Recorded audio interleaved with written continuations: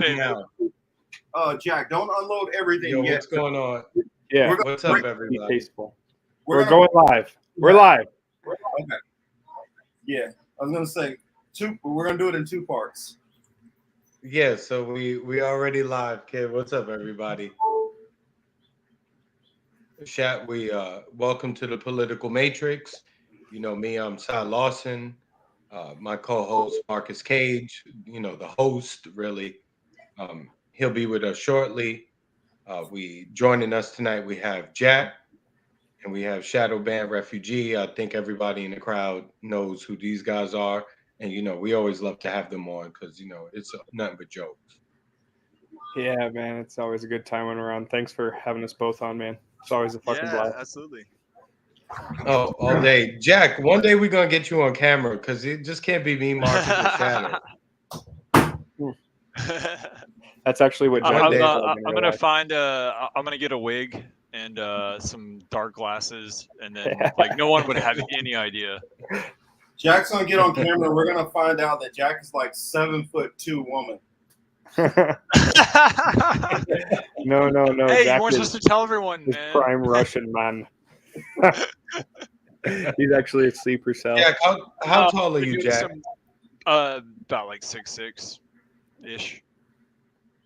Damn, you're a tall motherfucker. I knew Jack was tall. Fuck, dude. He's 6'6". Shit. Oh, you know, yeah, like around there. You know. I knew his voice sounded like it was booming down on us. Yeah. Seriously, because I was like, sorry, I'm running a little behind. I misread the clock, so my apologies to everyone. It is my fault. My fault. In fact, I was the one that I blame the ghost of Alfred Pike. This is why everyone needs to run on mountain time. Well, mountain time is what screwed me up. Nonetheless, everyone should run on it. All time across the world is mountain time. I was just talking to Jalen before the show. He was like, "Don't you need to go live soon?" I was like, "No, I got till 7:30." Yeah, boy. And I was like, "No, shit, that's mountain time. No, it's 6:30 for me out here." So aren't we covering Machiavelli the Don tonight? Isn't that what we're into tonight? Well, we get into that. You know how you about Tupac or you talk about Machiavelli? You know how the shit goes. I always have something like orchestrated in my own head that I never tell anybody, and then I just start going to see how close we're going to get to it. There you go. But for everybody, this is actually going to be a two-part. I know if you guys hear me moving around a lot, it's because I am moving around a lot. But this is going to be a two-part. In this first part of the show, I want to go into the origins. And we're going to kind of break this down and take it all the way back from its genesis, all the way up to, you know, how it connects with modern day. And that's what I kind of want to do with it. There was one all right, video. next question. I'm going to take a few more questions. Come on. I didn't have my rundown ready for today, but there was something I did want to bring up. I don't know if you guys noticed it. But here, I want to share this on my screen. Where's the one I watched earlier? Well, whatever. Dang it. The one I watched earlier was so much better than all these other ones. Hold on a second while I find it real quick. But yeah. Marcus would be a good politician, wouldn't he? Because he's good with the filibuster. I mean, I've actually had to. If you have some of my old stuff, I'd be like, and well, actually, it's different when I'm live to when I'm, you know, filming or like recording. Like if I'm recording some shit, it is not quite the same, you know. So here is the video. Senator Rage. I still got seaweed in my pocket. That shit is crazy. I got thorns in my hands. What's that? I don't know if you guys have seen this. This is just one of many videos on what's going on in Las Vegas right now. Check this out.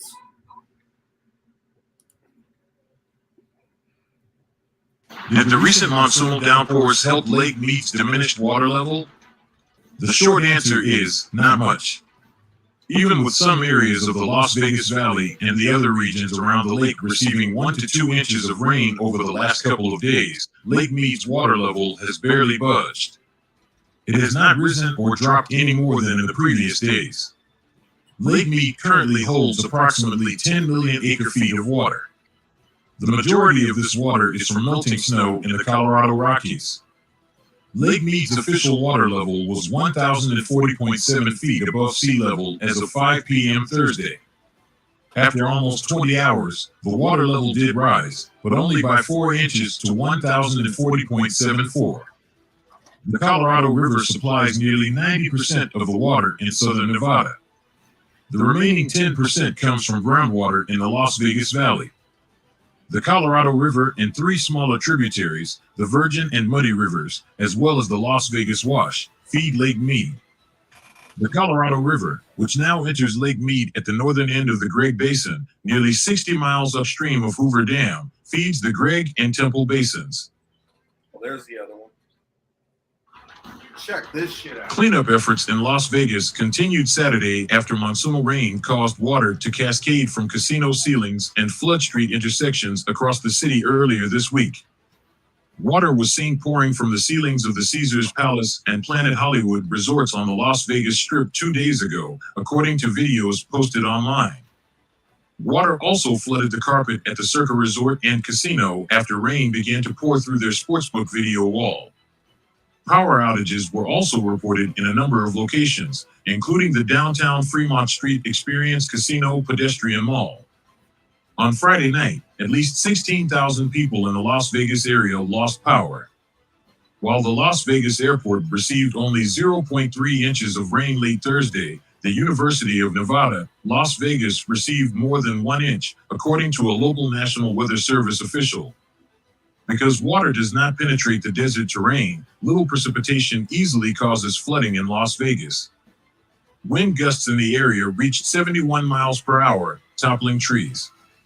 According to city spokesman Jace Radke, Las Vegas firefighters responded to 330 calls for service, and swift water rescue teams rescued at least 7 people. All right. Sorry about all the beeping, but let me stop that. So what are are you backing up? I gotta make sure I'm straight. I gotta get my coffee ready. Sorry.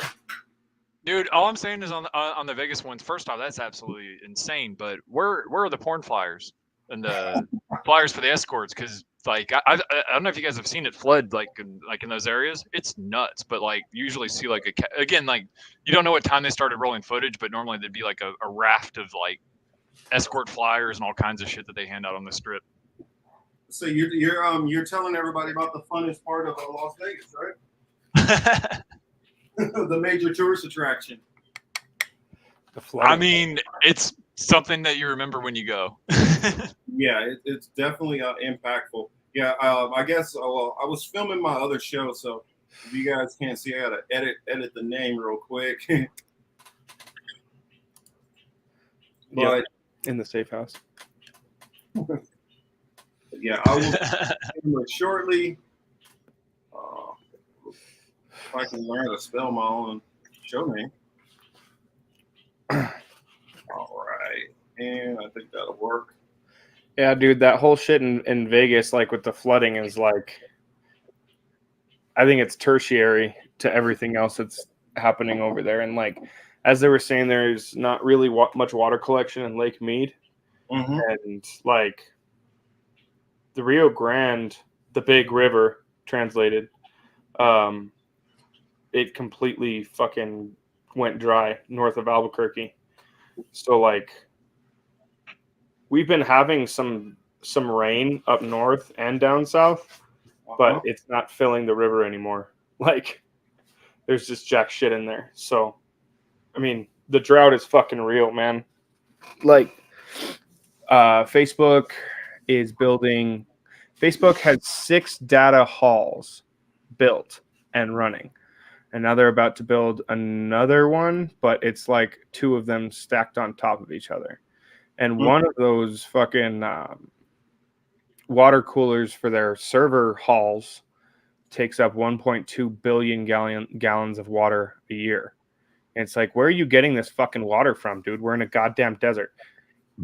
And then the municipality of Los Lunas, or the village of Los Lunas, was trying to get an expansion for a water bottling plant. And it's like, what is wrong with y'all, man? Like, we don't have that shit here. And sorry, just hopping on to comments. So shout out to everybody that's in here. I see you. We're carrying signs. Baba Yaga, Forest Dweller, Tina. Much love to you, Atres, Wesley Donovan, John, my man that's out there, Mr. Streets. Who else we got in here? Mona. Much love to you. Uma is in the building. I see Mr. Steven Torres in here. Who else do we have in here that I'm missing? And anybody else? I see signs in here. Signs. I see you. What's up, Ed? How you doing? Mad Marxist, what's up, brother? And of course, Shadow and Jack in there. So, all right, we're caught up with that. Now let's get the I guess I'll have to throw the old intro up for the time being because I don't want to go and search for the other one right now, and they'll just be a little faster. And then we can kind of get right into business. We're here because you have a question. A question that you need an answer. Hello, and thank you for joining me. This is the Political Matrix. Marks, because these words did not come from us. Mostly kidding. Mostly. Ham and the garlic aioli. And then they're going to change the narrative to Black Lives Matter to all Black Lives Matter, and then they're going to talk about LGBT. You know, So I felt like I wanted to put a couple of clips together. Seltzer all day long. I love that shit. Doesn't matter where we are. We obviously came up in there. And you know how he treats them. He don't treat them nice at all. He real rough with them. And you's a good master. Budget, so much more, are forming this weird cabal. Yeah,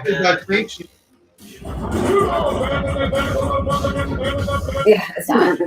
None of them are. Do the Chinese on part of that? So he picked Masvidal, so I have Kobe tonight. And whether it's Biden, whether it's Obama, they're sitting up there. There are people in the Green Party that can organize. No, they can organize. They usually just get blackballed by their own party too. Taking orders from the private industry here. You know, like I say, people come on here and they can say stuff they don't normally say on their own shows, which is fine.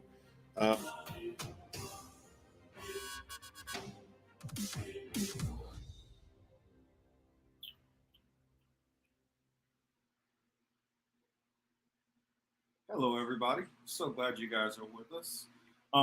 Sorry for my tardiness. I misread the clocks. Oh shoot, let me put my camera on. Get my mic a little bit closer. Tonight we are going to talk origins. I'm not going to do the rundown tonight. I'm probably not even going to do it next week either. This show is just going to be a first part. I noticed that going back into some of the old episodes that we did, me, Chris, and Emmanuel back in the old days, like I did some work on like who they control the world, and I laid out some information on some of the 13 families. Now, keep in mind, the 13 families alternate in and out, some of them, but there are a couple of families which stay central. Oh, shoot. Hold on a second. Let me make sure how Finn is going before I get too far ahead of myself. Don't want to do that. So let's check, see if Rock is up first. Finn is live, everyone. Well, not yet, but. Yeah, let's make sure. Let me hop over here on, pull it up on my phone. Yeah, just give me a second. I'm all over the place. My apologies, everyone. You guys can't hear anything in the background on my side, right? No, just the sounds of ocean and ocean creatures. No, people decided those two girls smacking each other on the ass. Yo, people decided to throw a party in my house, and I'm in my room, and there's a party going on. And I have no idea who's even here. I was gonna say, Chris, is that the Illuminati sheet closet? Like, what's going on there? Yeah, exactly. It's the Illuminati that's actually partying in the other room, eh? No, he's hiding from the all-seeing eye. It's a cloak of invisibility. Correct. For some of you that don't know, though, like since my very first time on the Political Matrix, there's been a big thing about me telling Chris that Jay-Z is part of the Illuminati. And so I've been throwing these kind of signs up for months now. Every time I'm on, it's kind of like a joke. So it's I'm truly honored to be on the Illuminati jump off. This is fucking wicked. Thank you. And you already know, like this is Illuminati. How can we say it? We're the spokespeople for it. We get a check. That's right. Once a month. And is it per symbol? Ah, so is that like a few hundred, a few grand? Like, what are we talking about here? I mean, it really all depends. It matters on the amount of viewers and shit like that. So we have to hold our hands. You know what I mean. Make sure we gotta do the proper symbology, right? We do it all. So every once in a while, there's at least 2 commas most times, Jack, in the checks. You guys didn't know that we was doing it like that? Well, I've been waiting on my check for like ever. First, it was a check from Putin. Then it was a check from Assad. And it was a check from the Democratic Party. Then it was a check from NATO.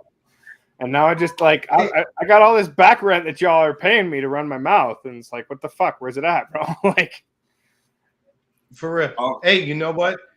If Allie doesn't show up in the chat tonight, I suggest we all go to Illinois to try to find her, because the Mega Millions winner was in Illinois. So we just have to eliminate all other Illinois. We just got to try to find who won that shit. Let's say, Shadow, can you do me a favor and double check, see if you see me over there live on Rockfin? I think it is showing currently 5. It is. Okay, we are good to go. We are live on Rockfin. So we can actually get going now. All right, so trying to think, where was I at before? I see a dingo ate me baby is in here also. Well, and I guess I said I'm gonna break this up. I wanted to do this starting off with the almost knocked over my computer, but start this with going into the origins. Most of you all are going to know various points, but I don't know if you guys are going to know the connections. I see Prop is in here. What's up, Prop? I don't know if you guys are going to know how it all ties together. Thank you, Prop. Yes, please hit the like. How this all connects, and that's the most important part. I know in one of the older ones, I went in and I've talked about the families. Let's just focus right now on the formation of it. So I got a video that I am going to share, and then I'm going to elaborate because I can't show this whole video. I definitely can't. This will get me in so much trouble. But the early origins go all the way, literally, like, and I wanted to say this because it's no shade to anybody out there, but I was having a conversation with somebody before, and they were like, well, the Illuminati is not tied to, they don't have a religious belief. And I'm like, that's not quite true. There is a religious belief system behind the Illuminati. Now, is everybody in the Illuminati under this belief system? No. Is everybody even understanding of what's going on? No. It's just like in the military. The generals and admirals are running plays that us on the ground have no clue about. What were you saying? No, I'm saying there's levels to the shit. You know what I'm saying? So many levels. The janitor doesn't know what the CEO is doing. You know what I'm saying? Yeah, just yeah. Go ahead, Jack. Oh, I was gonna say, like even like with like things like the groups like the Masons or whatever, there's just straight up stonecutters. Like there's people that their families, that's the profession that they get into or whatever, and then they join or whatever. There's lower levels, so it's not like they would really know anything. Like that versus like a 33 degree or whatever it is. Again, I'm not as knowledgeable on some of that stuff, but well, also there's like an occult factor to it, right? So like the reason why you absolutely had to have the Masons in on it, the stonemasons, so that they would put the symbols in great buildings so that they would be looked upon and charged. It's like sigil magic, right? Like that. Oh, like, That's part of it. That's part of it. But there's also there's a metaphorical meaning behind it also too. Just the whole idea of Masons in the first place. So I'm gonna give you guys this video. I'm gonna strategically stop it at a certain point. So if you all want to go and check out this video, let me know. I'll put it in the comment section. It is on BitChute. So even clicking on it in my own DM, it tells me, are you sure you want to go to this page? Yeah, I know what the fuck I'm looking at. Don't question me about my shit. So let's play.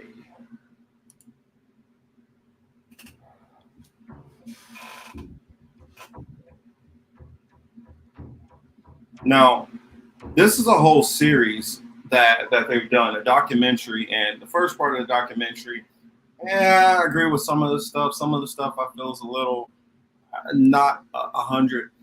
But I wanted to show this because there are things in here which, like a lot of things I knew, some things I didn't know, some things I felt like I could help give clarity to the person who did this documentary.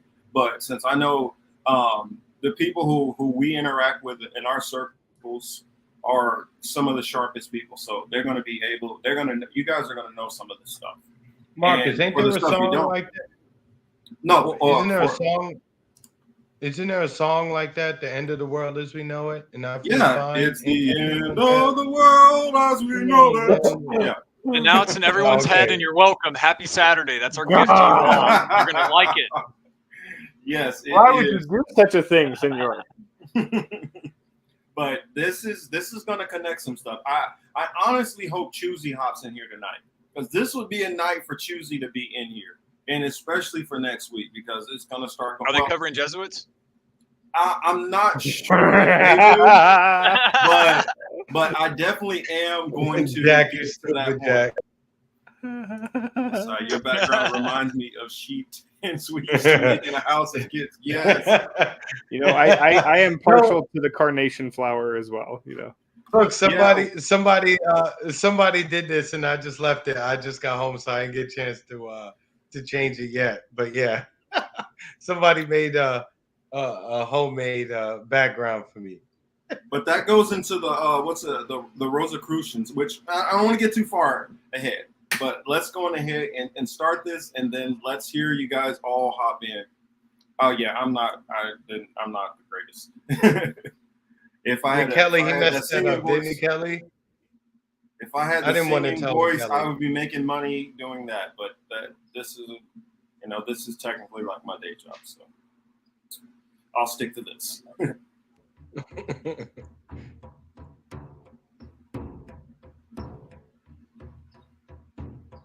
Yes, let's stop it right there and read that part. Years of research have gone into this documentary. Still, we urge you to do your own research and double check everything we present to you. This is the only way to truly wake up to the truth. Please keep watching till the very end. We guarantee you it will change your view of reality forever. This is just part one. Somebody was going to say something? No, that was me. I said they always use a scary music to like get you to make it, to get you. The music is hilarious. The music's hilarious throughout all of these. It's like John. I mean, it's like some tribal, like somebody's tribal banging on the drum or something. I don't know. Yeah, I was like, when my mother, like some British women are using tribal music.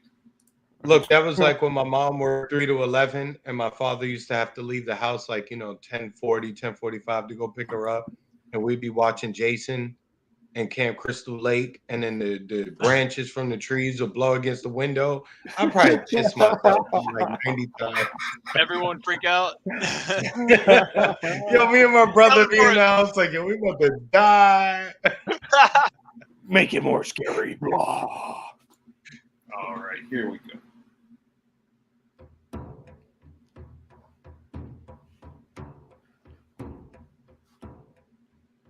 I ended my 10-part documentary about the fall of the Cabal with a promise. A promise to dive deeper into the story behind the darkness in this world we live in. What happened? How did we get to this point? Who is the cabal? Well, let me And back what that is their- up. Let me back that up because that's one of the most important things for people to pay attention to. A promise to dive deeper into the story behind the darkness in this world we live in. What happened? How did we get to this point? Now, you see that right there. Ignorant debt slaves. That's us. Human resources. That's labor it. You are here. Yes, you are here. Government, media, religion, education. That is that next level. So when people start thinking government officials have this much power or this and that, no, you don't. You're still down at this level. World population control, which technically that could still, I mean, I guess that's fine. However they decide to lay it like that. Private corporations, yes, are higher than all of these.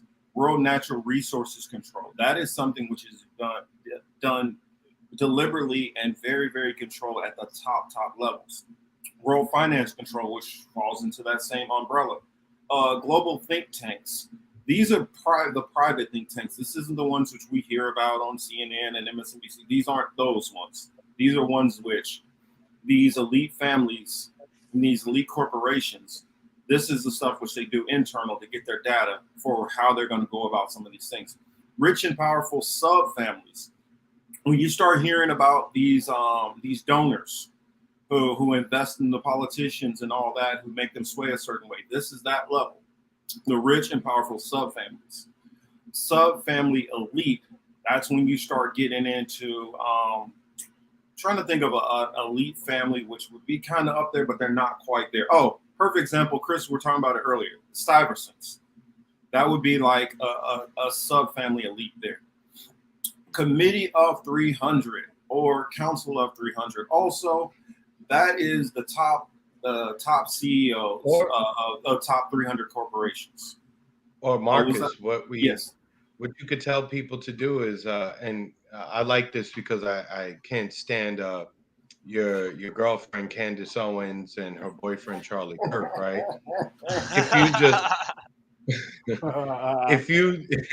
If you just actually Google who funds TP USA, Toilet Paper USA. I mean, that's not the name of their organization, but that's my nickname. That's the quality. But honestly, their list of donors leaked several years ago. If you just look at the donors of TPP, it revealed a shit ton of long-time political donors, long time, not just to that organization, but just to the Republican Party and Republican politicians. Yeah. But some of these names go back decades, and not just 3 or 4. They go back way longer than that. So for an exercise, you can Google that crap. Good point, Chris. And that's just like looking in recent times. If you start digging back deeper, you'll start seeing, well, maybe this guy's name is Jimmy who's donating now, X whatever elite family name throw on there. And then you see John the years before, which you'll notice, oh, shoot, he was donating for the past 20, 30 years. His father was donating the past 20 years. His grandfather was donating. And like his great grandfather was one of the people who actually helped start the party or something. That's what you start seeing at that level. And also, a shout out to let everybody know we are on Rockfin. Also, we are actually approaching 500 subscribers on Rockfin. So please hop over there and help us get to hit that 500 mark. But let me continue. One more thing on this. Yeah, sure. Government, education, religion, and media spells germ.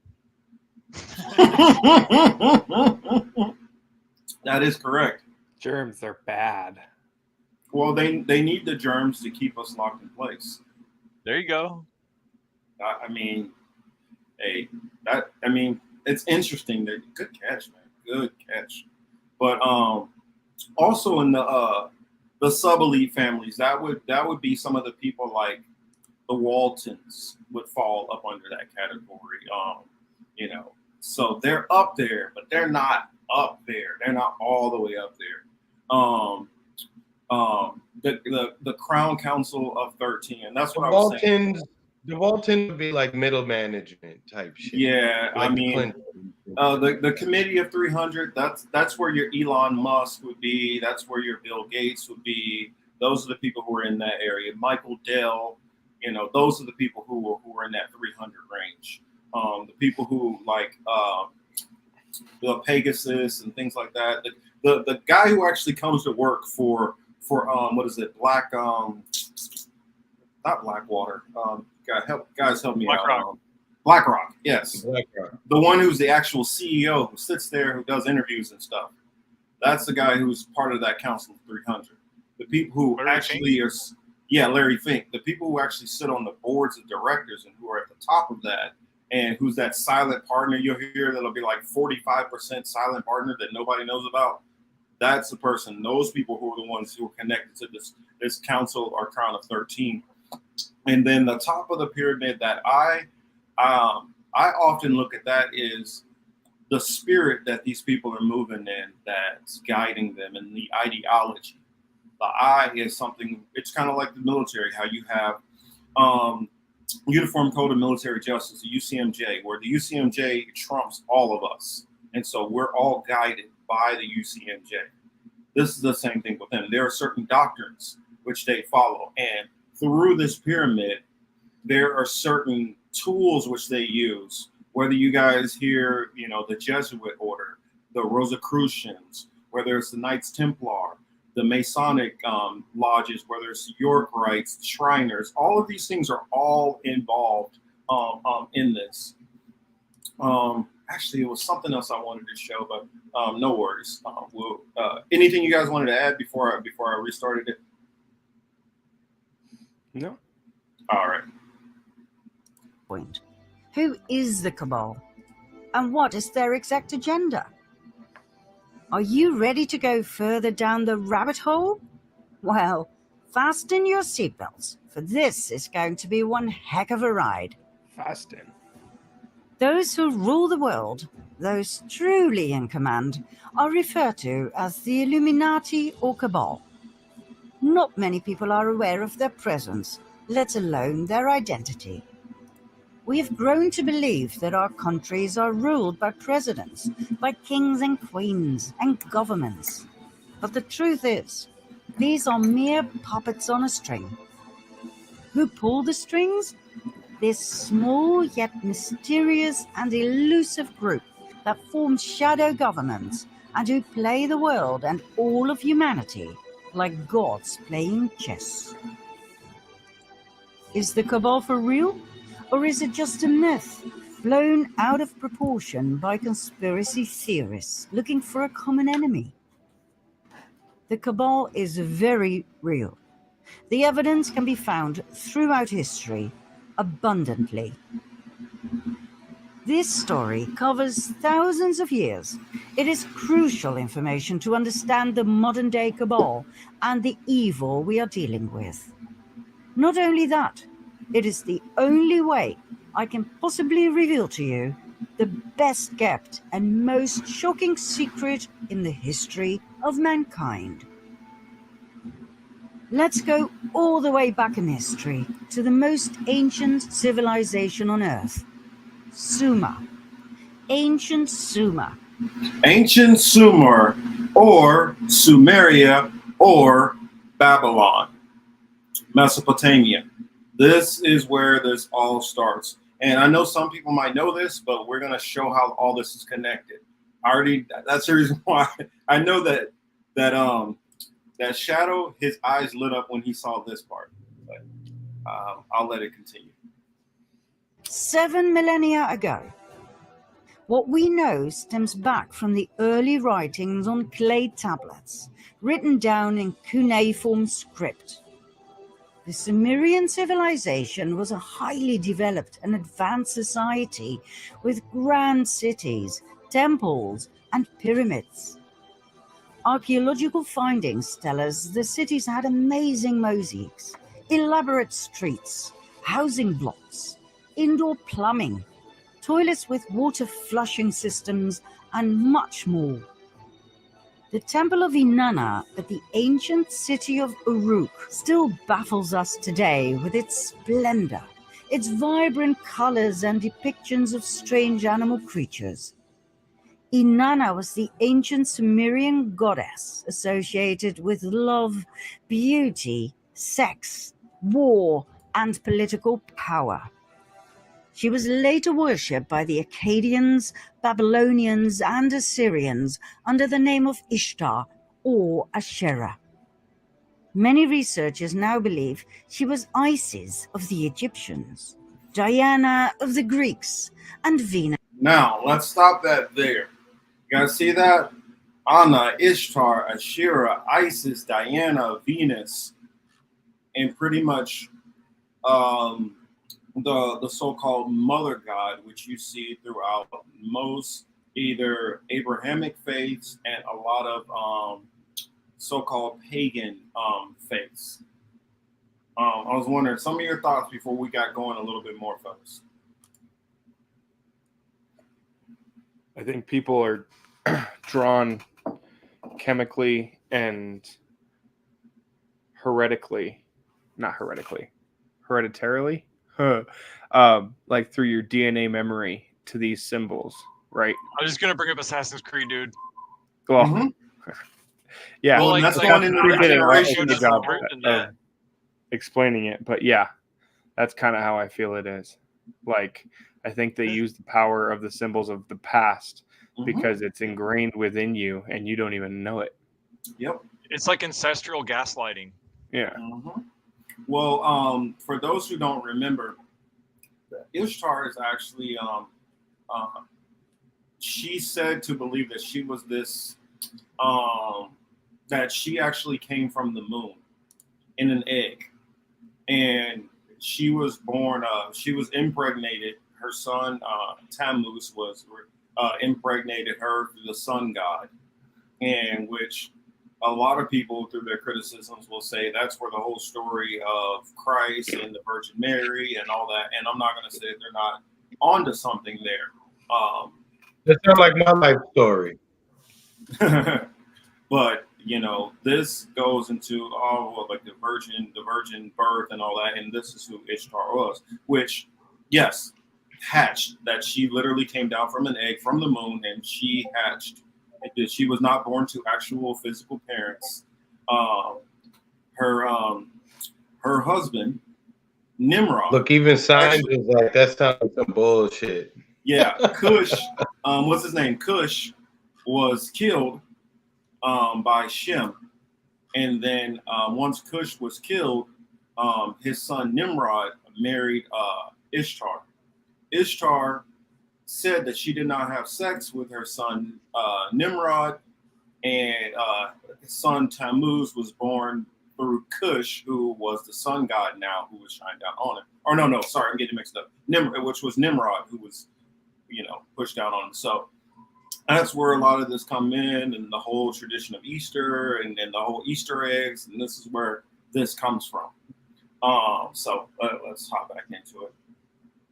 That sounds like all the porn sites now. Like it's stepmom and stepson and stepdad and stepdaughter. That's what it's all kind of fucked up. I mean, the Bible literally says there's nothing new on this earth, and so they were literally talking about the plumbing that they had back then. And I've heard, well, not only heard, I've been able to see that they had actual like plumbing and stuff in ancient Egypt, and they had a lot of different things that we would not assume that society would have had. So they were a lot more advanced than we realized they were.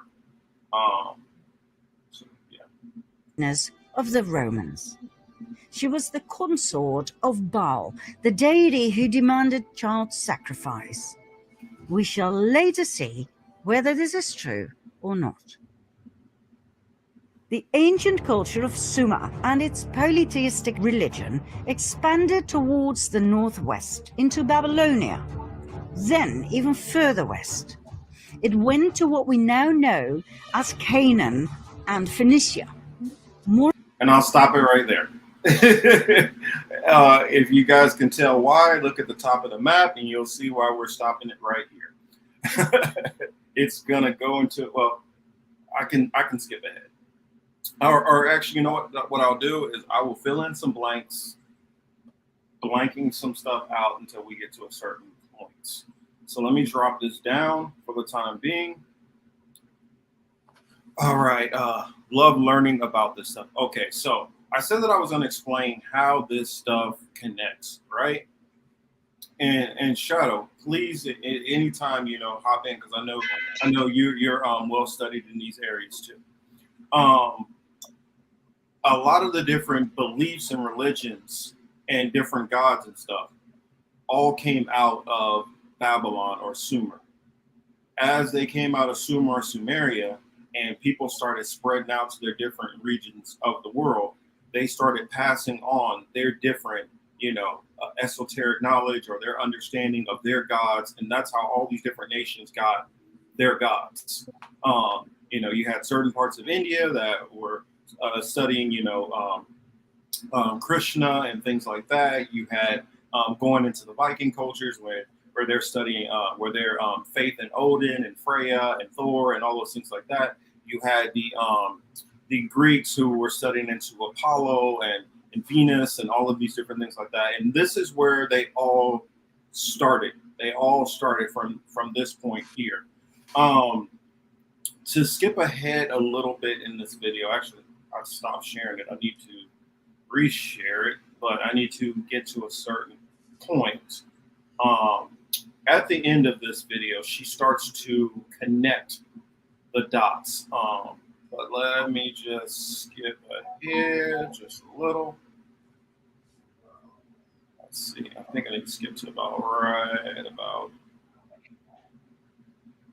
Let's see what we got here.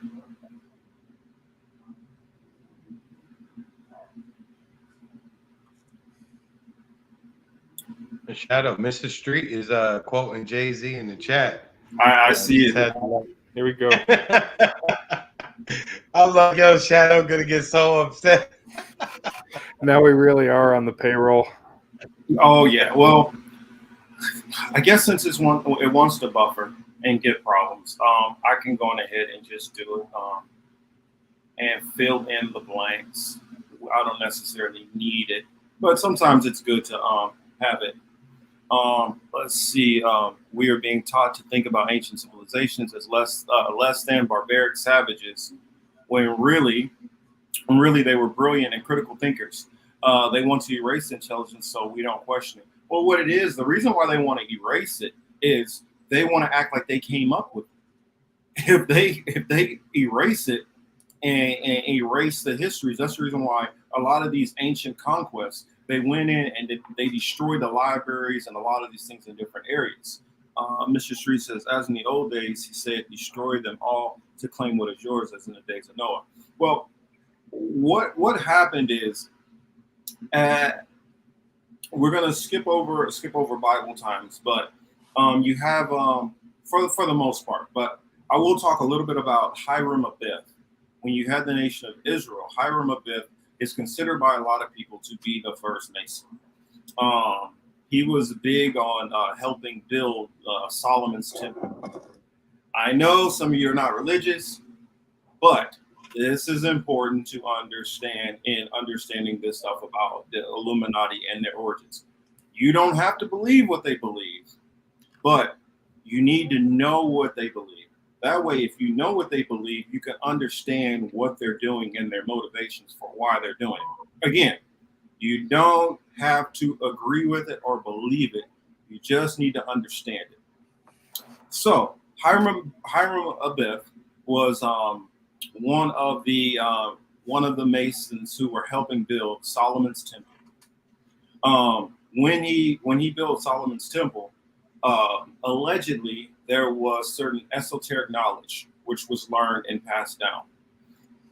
As the certain nations started to rise later on, and after you had 70 AD, the Israelites were all thrown out of that whole area. As the records and books and stuff got to areas like Rome, the Romans had the books and had an understanding of so-called the Bible. Once they had that understanding, and the Roman Empire was considering themselves, going into Catholicism and forcing Catholicism on the whole European world and pretty much everywhere else, this jumps us up to the times of the Crusades.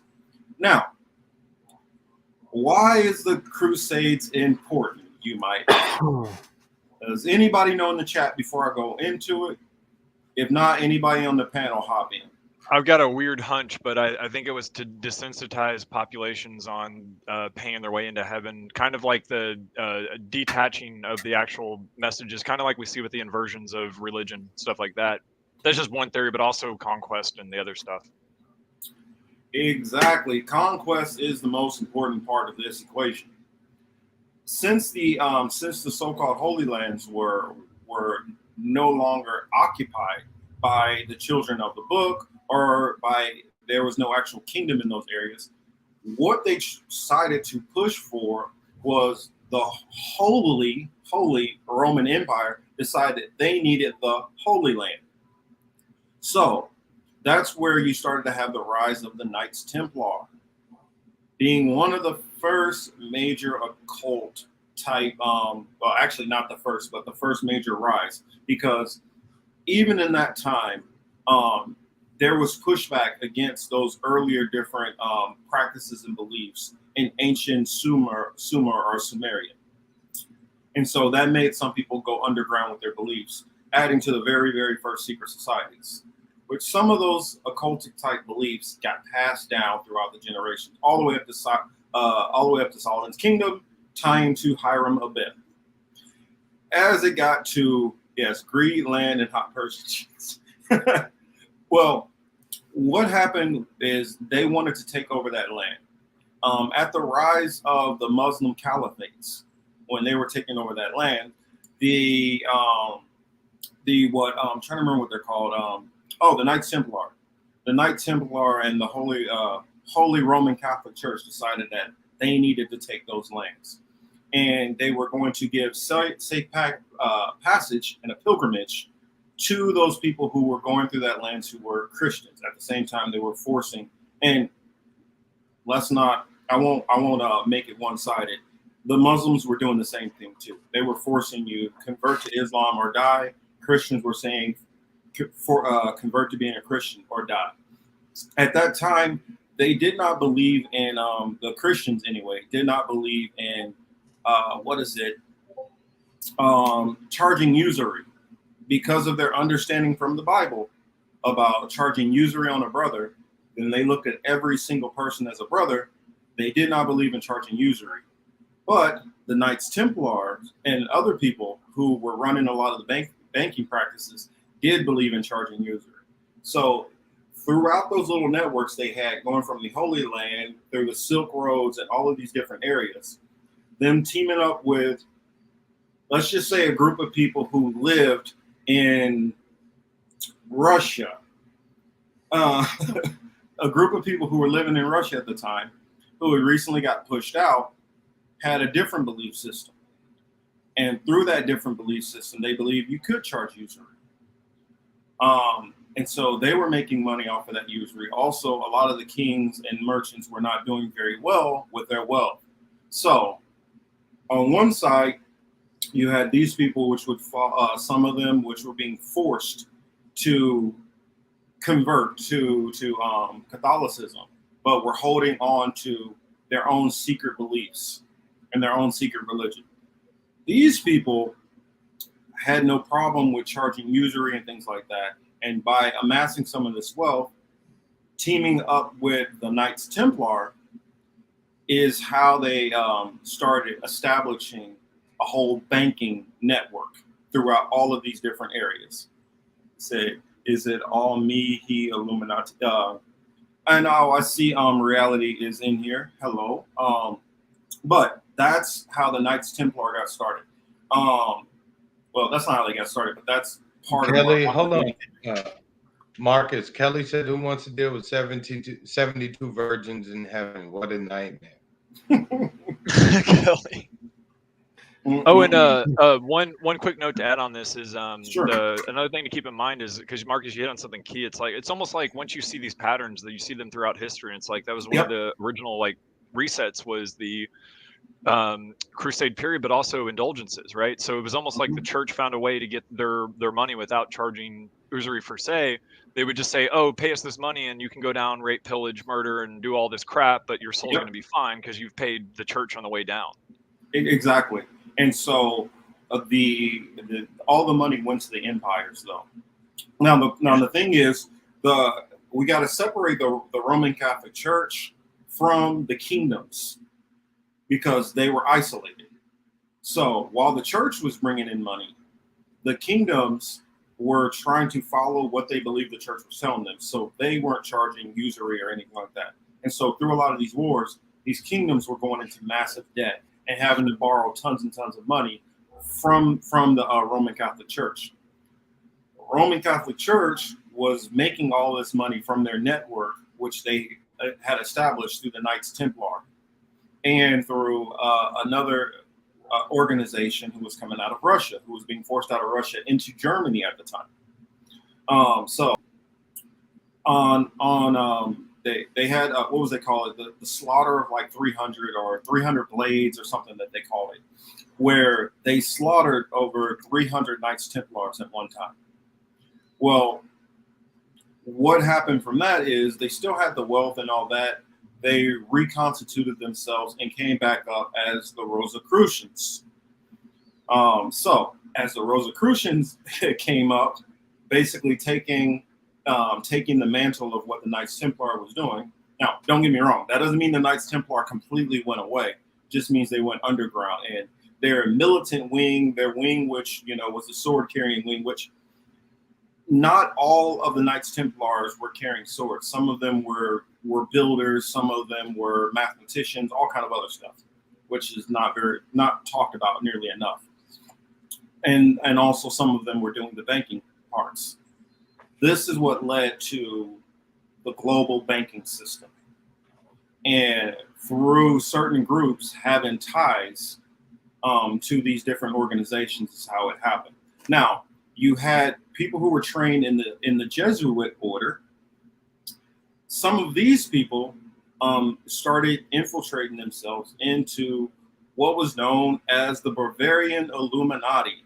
Oh, I forgot one key deal. When I talked about the 300 swords of the Knights Templar, they were all killed on Friday the 13th. That's the reason why Friday the 13th is now significant, and they make it into horror movies. So, skipping ahead, Rosicrucians, Jesuit order, and then you had Masonic organizations. As the Masonic organizations started getting found out, the Illuminati, some of their plots had gotten discovered on how they were trying to twist government agencies against, well, not governments, because they weren't governments, they were all kingdoms. As they start taking these kingdoms and start trying to force kingdoms against other kingdoms to start wars, divide and conquer, this is how they made more and more money, by funding both sides of whatever conflicts in which wars. So the speeding this up a little bit, the Bavarian Illuminati, they got busted in what they were doing. Adam Weishaupt, he kind of, disappeared off into the sunset. Well, didn't disappear off to the sunset. Let's just say he's no longer out of the picture. Let's just skip ahead. After that point, when he's no longer into the picture, they start infiltrating themselves more and more with the Rosicrucians, and start infiltrating themselves more and more with the Catholic Church through the Jesuit order. And then you start having the Masonic lodges pop up all over the place. Everybody still with me at this point? Let me know. I went on kind of a long rant. Okay. Yeah, I'm with you. Yeah. Where's And if you guys wanna, we've said Jesuits 3 times now, so you need to appear. I know he should appear. I mean, I figured he would by now, because this is literally talking about his information. So to kind of skip this up, and Bavarian was hiding in the middle of the house. To skip this up so that everybody knows, hey, there's Ali. Yes, we are definitely confirmed. But well, it's confirmed. It's confirmed that Ali didn't win the Mega Millions because she's here. So That just Yeah, basically I think she confirms would have dipped what- on us. She wouldn't have told us nothing. Oh wow, Yeah, correct. She wouldn't even have come. Look at Shadows. See? Shadows part of Jay-Z's Illuminati order. I knew He's it, showing the Shadow, this third whole eye. time. This whole time, man. Me and Jay-Z, we get some orders from up top. And here. So you guys all, so I've said a whole lot.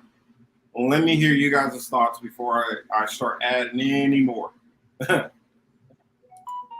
Or any questions that anybody has about all the stuff that I have, because I kind of try to do it in the quickest summation that I could without boring everybody to death. Yeah, well, I mean, it's like the newest iteration in a generations long, centuries long path to centralize all economic life, right? Like, so if it wasn't these particular banks doing it in the east and the north, right? Like you go back a few centuries into Carthage and they have a bank that runs the entire Carthaginian empire like an oligopoly, right? Mm-hmm. It's an oligarchy for sure. But well, Shadow, the reason why is because when you had that time period going on, a lot of stuff with the Crusades, at the same time when they were, running their banks, the Knights Templars and stuff, Carthaginians were like, hey, we can do that stuff, and we don't believe what they believe. Let's go ahead and do our own thing over here. No, I'm talking Carthaginians way before Templars. No, what I'm saying that the banking thing which was going on, it started before the Templars, but because it all started with the slave trade routes. Right. When you started slave trade routes going across North Africa, that's when they were involved in it, and that's when they start coming up with some of their banking systems. Yeah, and it was a very structured, organized society based solely around who had the most fucking money kind of thing. It was very, it's not to say the Roman Empire was good for swallowing it whole and regurgitating into North And cupping Africa. the balls. Don't forget the ball, Shadow. How many times have I told you this? Right. But that was like back when there was actually competition between these banks, and ever since then it's kind of been a farce. Well, yeah, that's how the Illuminati was able to actually take full power. Because at this point, this is still being competitive, and we got to beef with this country, so let's set them up so that they'll fight each other, and then we can get our revenge on them since we can't go at them heads up. And a lot of these kingdoms, all the way across Europe, everything that the Vatican said, they took it as the gospel 100%. And so they'd be like, oh, well, they say we can't have divorces. We're not having divorces. We can't do this. We can't do this. You have to be baptized. Wasn't it John the Eighth or whoever who literally just what you're speaking on, Marcus, like to get an annulment, created the Church of England or some shit? I forget the name of the king. It's Henry VIII. Was it right? Edward? Henry VIII. No, there you go. it's Henry, because he's the one who went through and destroyed all the religious artwork, also a lot of the iconoclasm. Oh, and that brings up something that in Shadow, this is kind of going off what you're saying, is like this is now making a lot more sense to me. It's almost like we've got technology now that allows people to communicate at the speed of way faster than before. It's almost like when the large percentage of the population starts waking up to this shit is when they've got to reset the whole thing. Exactly. And then take away all the technology, launder it, make sure that people think that they're disempowered. Like that's what it was. Like I really want everyone, as we're covering this stuff, to really understand that this is not fear porn. This is not to make everyone afraid. And to remember that the power that these people may think that they have has no sway over you if you do not give your consent to this shit. Like, for example, like worshiping Jay-Z. Like that's a form of consent that you're giving. Like I'm not gonna say directly to like the Illuminati, but it's kind of and it also goes into intent. But it's important to not feel disempowered through this whole thing. Yeah, Chris. Well, look, I wasn't even gonna say anything until Marcus said something. I was like, I'm gonna let Jack finish cooking, and then I'm gonna say something. So Marcus I gotta get that jab in before the bell. Well, it's funny that Jack, that you brought up about how about lines of communication. Well, a trivia question: how did the well, I don't want to say the original, but how did one of the Rothschilds capitalize on most of London's banking system? Pigeons. The Napoleonic Wars, they sent a pigeon or some kind of flying animal with a message of no, it was a faked thing saying that they had message that the war was either won or lost, where they that family placed bets with I think the Bank of England on it was essentially the opposite outcome. It was basically the stock market. Well, all it was is that they had now where you get the pigeon parts. It wasn't pigeons. It's ravens. There you go. Yeah. They sent a raven to a rider who was not very far away, and the rider was able to get a head start on the British government's rider. And yeah. I was going to say, Mr. Streets brought up something, given the topic that we're talking about. He just said the rabbit hole goes way too deep. Beyonce new album shows you exactly what's on the menu. Oh, I know Did you see? Did you see the cover? I'll pull it up. Did you see the cover? It's like behold the pale horse. Literally. Yeah, I saw it. But her titties look good though. So them titties though. See, now this is how this Illuminati shit. I almost said Illuminati. You're not helping your case, bro. You're not helping your case. There's a reason why Nas isn't as big as Jay-Z and Beyonce. Exactly. That's what I'm saying. Oh, but Nas has 2 programs out. The Supreme Team. Have you watched that? No. It's on Showtime or maybe Stars, but I think it's on Showtime. Nas executive produced it and directed it. The Supreme Team. It's really good. You should check it out. That's the horse I was talking about. That's kind of like Behold the Pale Horse type shit. But them titties. That's just that's what you got to say. Yeah, I gotta zoom in on that. Just so we can research this. She's copying Putin. Oh, those are constellations, I think, from the horse's body.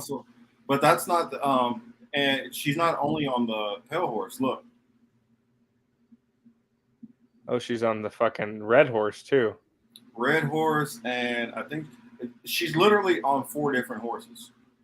She just likes to ride stallions. We'll leave it at that. Representing the 4 horsemen of the apocalypse. But I mean that'll get me off into another tangent, another direction. Yeah.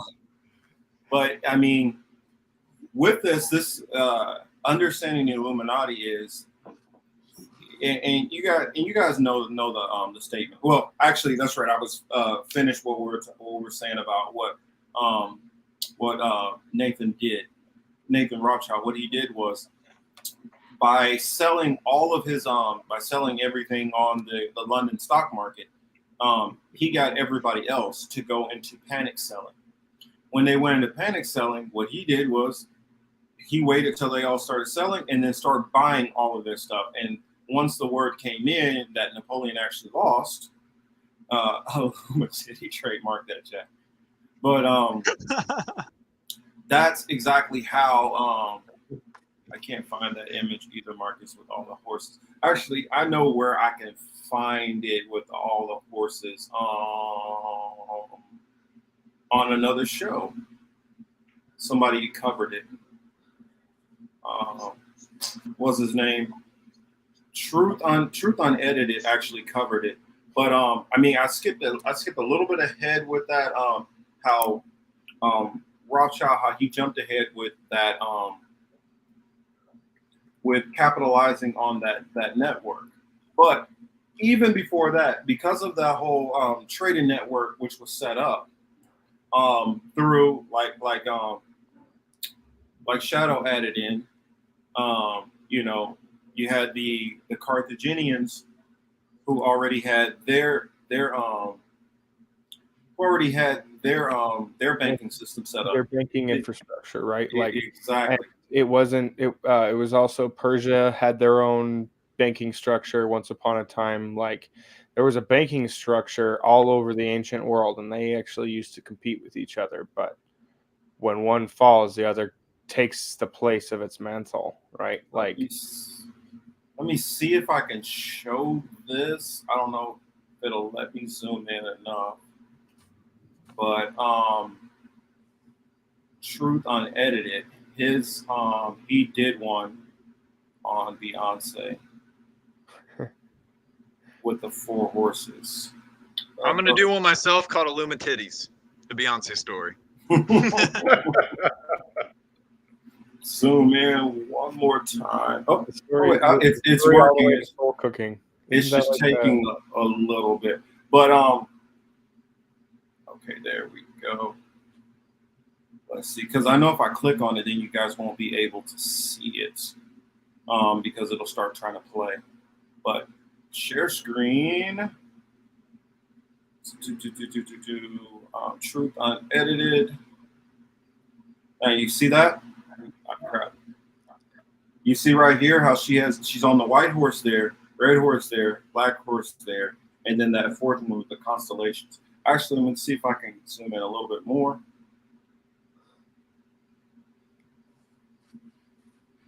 See if you guys can see it better.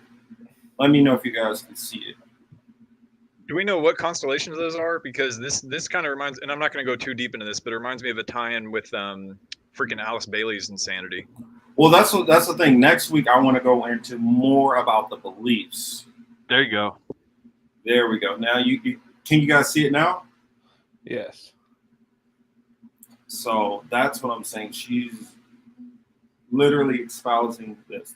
And shout out to Truth Unedited. You guys can definitely check out this. Granted, it is a page dedicated to religion and, looking at things through that lens, but he does break down a lot of stuff that's going on secularly that we should all be paying attention to. So yes, we're going to get into Alice Bailey. What's his name? I'm forgetting his name. Something Manley. You know what I'm talking about, right? Man. Manley. You mean Dexter Manley? Not Dexter. What is that guy's name? That's Jamaican guy. No. Nah. I was gonna say. Manly C. What's it? Manly C. Hall. Oh. Yeah, we're gonna get into him. What's that one lady's name? Helen Petrova. Balatsky. Oh. Yeah, Helena it's the Helena one Petrova. of the yeah, one of the inspirations or one of the guiding people. Yeah. There it is, Matt Marxist. Manly P. Hall. There we go. We're talking about. That's who we're talking. I mean, he's written a lot of interesting books. Blavatsky. Thanks, Matt Marxist. Thank you, Blavatsky. But all of this gets into more of their beliefs and and how they truly view things. And when you understand how they believe and see things, it'll all start clicking and making sense. So let me jump back a little bit. Remember how we talked about how they set up all of these different pathways in these banking systems, and all these banking systems were set up. Well, everybody knows about the Rothschilds, of course. You've heard that name. The Rothschilds, all they did was they capitalized on the system that was already set up, that banking system. And so Amschel, or at the time his name was Amschel Meyer, and then he took on the name of Rothschild because of the shield, which was outside of his place, which Rothschild means red shield. He sent his sons strategically to 5 different locations. He sent one to Vienna, one to, I believe, Paris, another one to, Milan? Not sure which part of Italy it was. I'm blanking on that. Sicily, or no? Well, not Sicily. It was mainland. Naples. Naples is where it was. I already mentioned Vienna. London, and missing the last one. What is it? Amsterdam, I believe. Is it Amsterdam or is it Budapest? No, it was Amsterdam. And so through these 5 locations, that's the one which kind of, they say it fell off and they lost the power there. But if you think about it, where is a lot of the major banking done now? Well, from my computer. Yeah, from your computer. But I'm talking about the major Switzerland. Banks. Switzerland. I know. How far is Switzerland from Amsterdam? Yeah. Two blunts. It's like a stone's throw away. Yeah. And then you I'm gonna have, go with. I'm gonna continue with 2 blunts on that answer. and then so what else did we just have that was going on that's right there in that location also? CERN. CERN is right there also. And you also have what a lot of times you have the G20 meetings and all that stuff like that. You have a lot of that stuff in that same area. And Davos. Right in that region. That's what I'm thinking. Davos is what I was thinking of exactly. But Davos, all that stuff is in that area. Also, yes, Geneva. That's what we're talking about, Ali, right there. So all of those things connect. Another thing that I'm gonna just throw this out there randomly, and hopefully you guys could figure this point without me having to spell out too much. But and the crowd is on it. The chat is on it. Yeah, they're on it. That's what I said. A lot of y'all are gonna be able to put some of this stuff together without me having to go too in depth, because we are still doing part of this on YouTube for right now.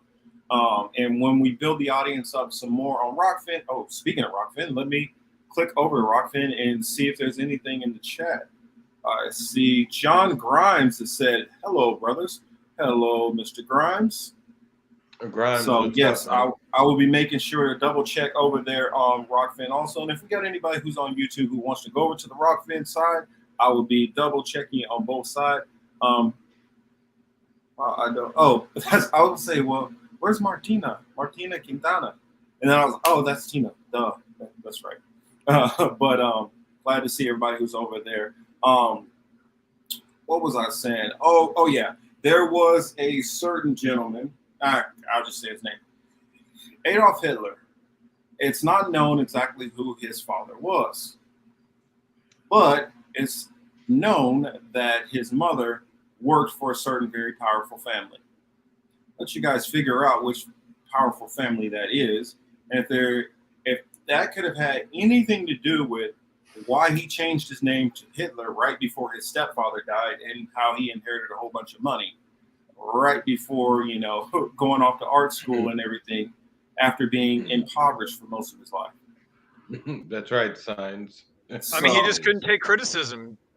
So all of exactly, a sudden, Jack. he inherits all That's this what it money was, Jack. for what, 15 years later, for him to jump into politics and all of a sudden come out of nowhere and take everybody by storm. He adopted the 21st century saying, "New year, new me." Before we even knew that. You know what I'm saying? So, Wow. Damn, dude. Well said. Also, his mother, where she was a housekeeper or maid or whatever, Vienna. Does that sound familiar?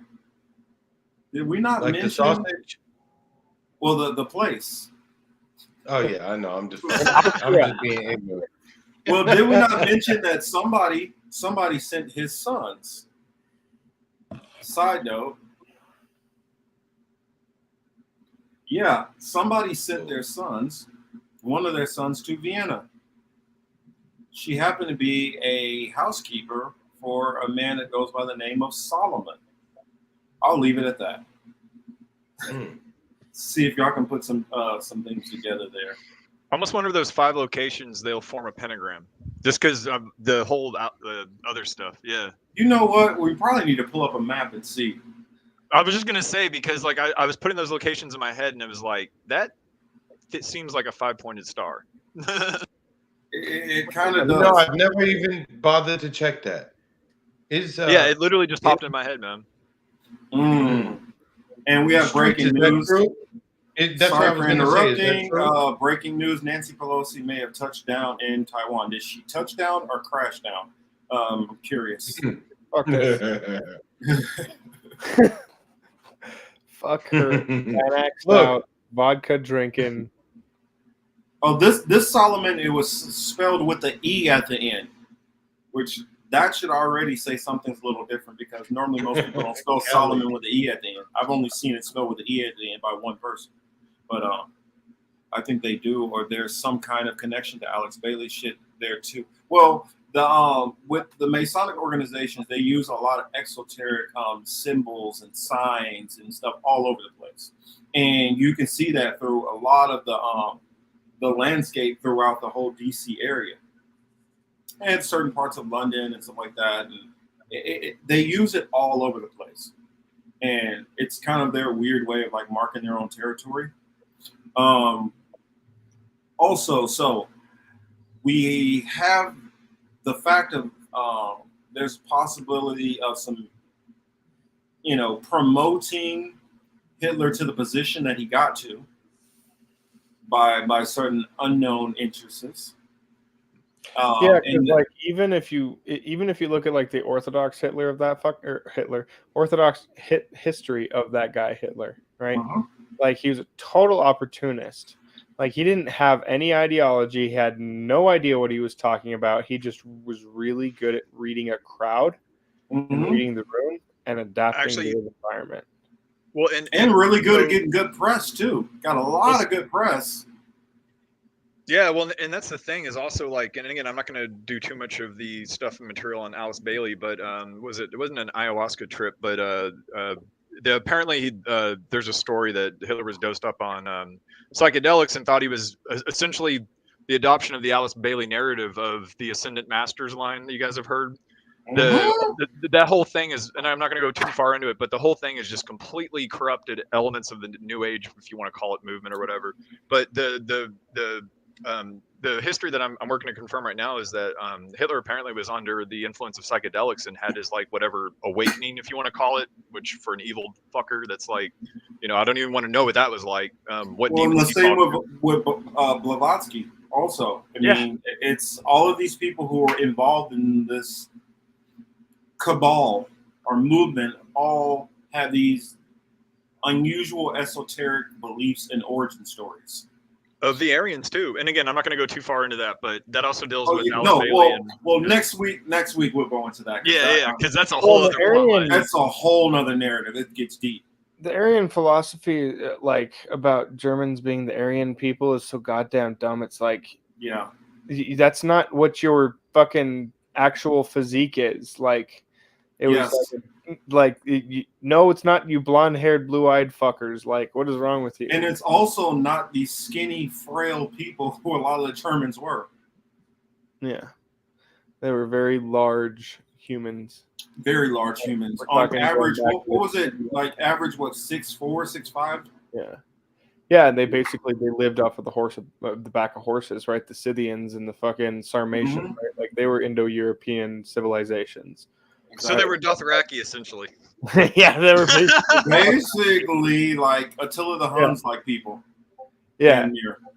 Well, it's almost like Game of Thrones. They're just formalizing this, the esoteric knowledge that we're going through. It's like Game of Thrones is just like putting that on there because of like it's now going through my head on like how much stuff that they were able to how much stuff that they presented in a new spin to almost make you like not dig into history further, right? Like it's a form. I don't remember the fallacy it is, but it's a fallacy, not recent. It is recency bias. So like if you've seen something on TV, you may have had a question about how did that history start, but if you've seen it on TV, your mind thinks it already has an answer and doesn't go search for it because of recency bias. Well, it shows itself disjointed also.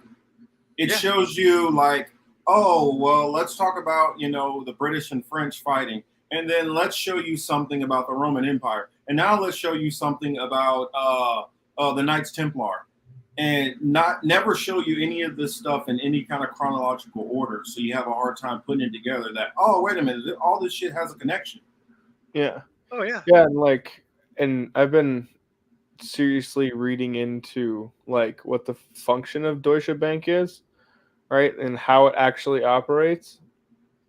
Like this is a national bank created in 1876, right? Like this is Otto von Bismarck time, right? Yes. The Reich something, right? I can't remember exactly what. Not Bismarcky. Yeah, but it was founded under Otto von Bismarck, and he was like one of the first true German imperialists that saw that the German Empire needed to expand its culture and its Aryan race, right? Like Hitler didn't come up with that shit. That was in Wilhelm's head too. That's the Kaiser Wilhelm of that was the emperor. That's what Kaiser is, right? Emperor, king, leader, fucking chieftain that's used. I could in be wrong, but didn't he actually like have a beef with Hitler? What, Because like Kaiser? Hitler didn't go to the war. Yeah, like I could be wrong on this, but I think I recall history like because the service that he did or whatever was like not the level of front lines that he was claiming during his political career. I could be wrong on this, you guys. I'm just That's remembering off the top of possible my head. because that also goes back into a very long age and culture of like Controlled opposition. the German officers that were very all about honor and having a certain record that you served with, yada yada yada yada. But like the point is that that Deutsche Bank was very able to easily capitalize off of the culture that already exists, right? It's the same like warlike culture that we have to expand because it's our divine right kind of shit, right? Like, and that was in Germany, but it was also in the Cossacks in Ukraine, and there was already a presence of a bank in that area. Mm-hmm. That goes back a few centuries into like a weird memory hole gap of history that is never talked about. Well, yeah, and that's what I'm saying. I was wondering if you were able to do the tripwire dance and talk and kind of bring out some of that information, because it connects, and I think you know what I'm saying, how it connects, but I'm just being a little careful with how I say some of these things, because you guys saw where I stopped the video at, right? It was showing certain groups of people where they were coming out of Mesopotamia and starting to go into certain parts of Europe, going over near the Caucasus Mountains, things like that. And that was going to start getting into a whole nother conversation, which might get us in trouble. But yeah, with those people who were being pushed out of that area, a very warlike tribe was being pushed out of that area. They had an axe to grind against the Russians, and so they were looking for their opportunity to push back against the Russians once they actually got more wealth and power again. Once they acquired more wealth and power, yes, Ali, it is my favorite combo. But I can't. I don't want to say it. Yeah, you guys reading the chat. You guys know where I'm going. Yeah, that's the group I was thinking of, Ali. Yeah. But what I was like, also in that historical context, we can't forget that like the nation state is very young, right? Nationalism didn't really begin until like the mid 19th century, right? Like everyone was more connected to the city state apparatus that they were part of, right? So like back in the time of this particular empire that was on the eastern banks of the Black Sea and on the northern banks of the Black Sea and beefing with the Goths and Visigoths and the remnants of the Sarmatians, who the Polish and the Lithuanians believe that is their ancestor, but the Germans think it's theirs. But yeah, because I'll intending to take city states because they didn't. They saw that people were getting a raw deal from the caliphate. Right, like if you didn't, you have to pay. Nice one, good one. Yeah. Caliphate, yes, I like that. I'll use that. And the other culture that was moving in on that area was Eastern Orthodox Christianity. So not Roman Catholicism, but the other one. And so it provided this to have this particular belief in the one true God. It provided a I'm being very careful here. It provided a way to expand and exploit many facets of war. Let's say that. Because out of that area, just to the north of it, a very strange, out of the blue and immediate power swept all of Europe. His name was Attila the Hun. Yep. So, like, if you're gonna look at that time in the history, right? Well, but that certain area, a lot of those people end up branching to various surrounding areas or in that location. So I mean, cartels have been around for forever then, like, because this is what it sounds like, right? I'm It really is. trying to put this in perspective to me, is like, because like, it really truly is, like, when you think about it, it's like these city states and all these structures, it's like they're just cartel underworld type organizations, almost literally underworld when you think about what they worship. Well, And what it's I'm nuts. what I'm saying is that group, which end up basically like hitting the Illuminati and being like making that merger with the Rosicrucians and with the Jesuits and with the Masonic organizations. They all came from Rosa means red, right? Yeah, they all came Crucian from. Oh, sorry. Crucian, having to do, that was like it had something to do with Russia. And so these were like people I was who gonna were say, pushed, notice the pushed red out horses of Russia. too. Yeah, this is people who were pushed out of Russia. And so that's how it got the name, being a religious organization out Right, of because out it's of Russia. important it's important to remember that the Slavic people are not the original occupiers of modern day Russia, right? Like you can't really go back to any time in history where there's the same occupiers to a land, right? Mhm. Over the course of 5-6 centuries, right? I'm not trying to say like, oh, they're invaders, right? Like I'm not, Especially from the Black Sea to the Med. right? Like I'm not like being all Russophobic or whatever when I say that like there was a people there that was pushed out by Slavic immigration and also the old Finnish tribes that were coming in from the north. So this particular group of people sat at a very strategic location, right? It was the gateway from the west to the east, right? Rostov, and Chersonesus was its Greek name, but it's in the Crimea.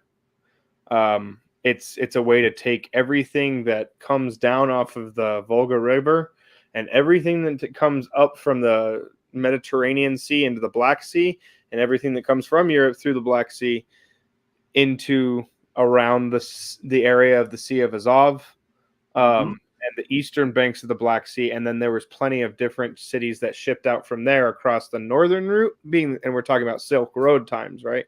The northern route being through Kazakhstan and Uzbekistan and through Urals, the other route being the eastern route, and that was through the Persian Empire and all of those different places. The old was Babylon. No, Babylon wasn't a thing.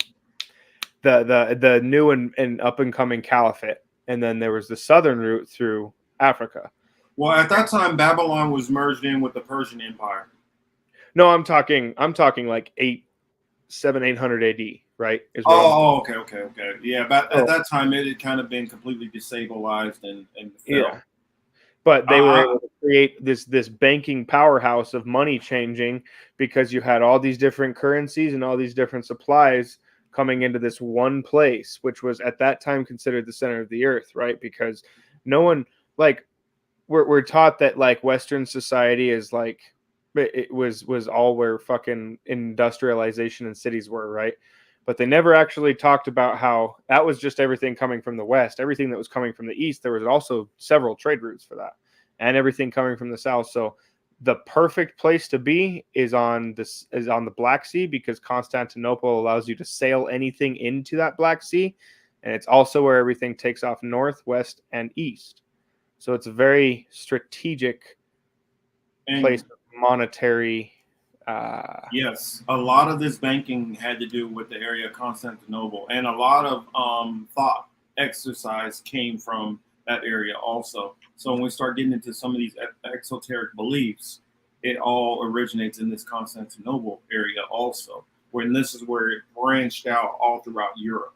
And yes, Atris, in Spanish, you are correct. But I guess in Indo-European, depending on which part, it can be pink or red.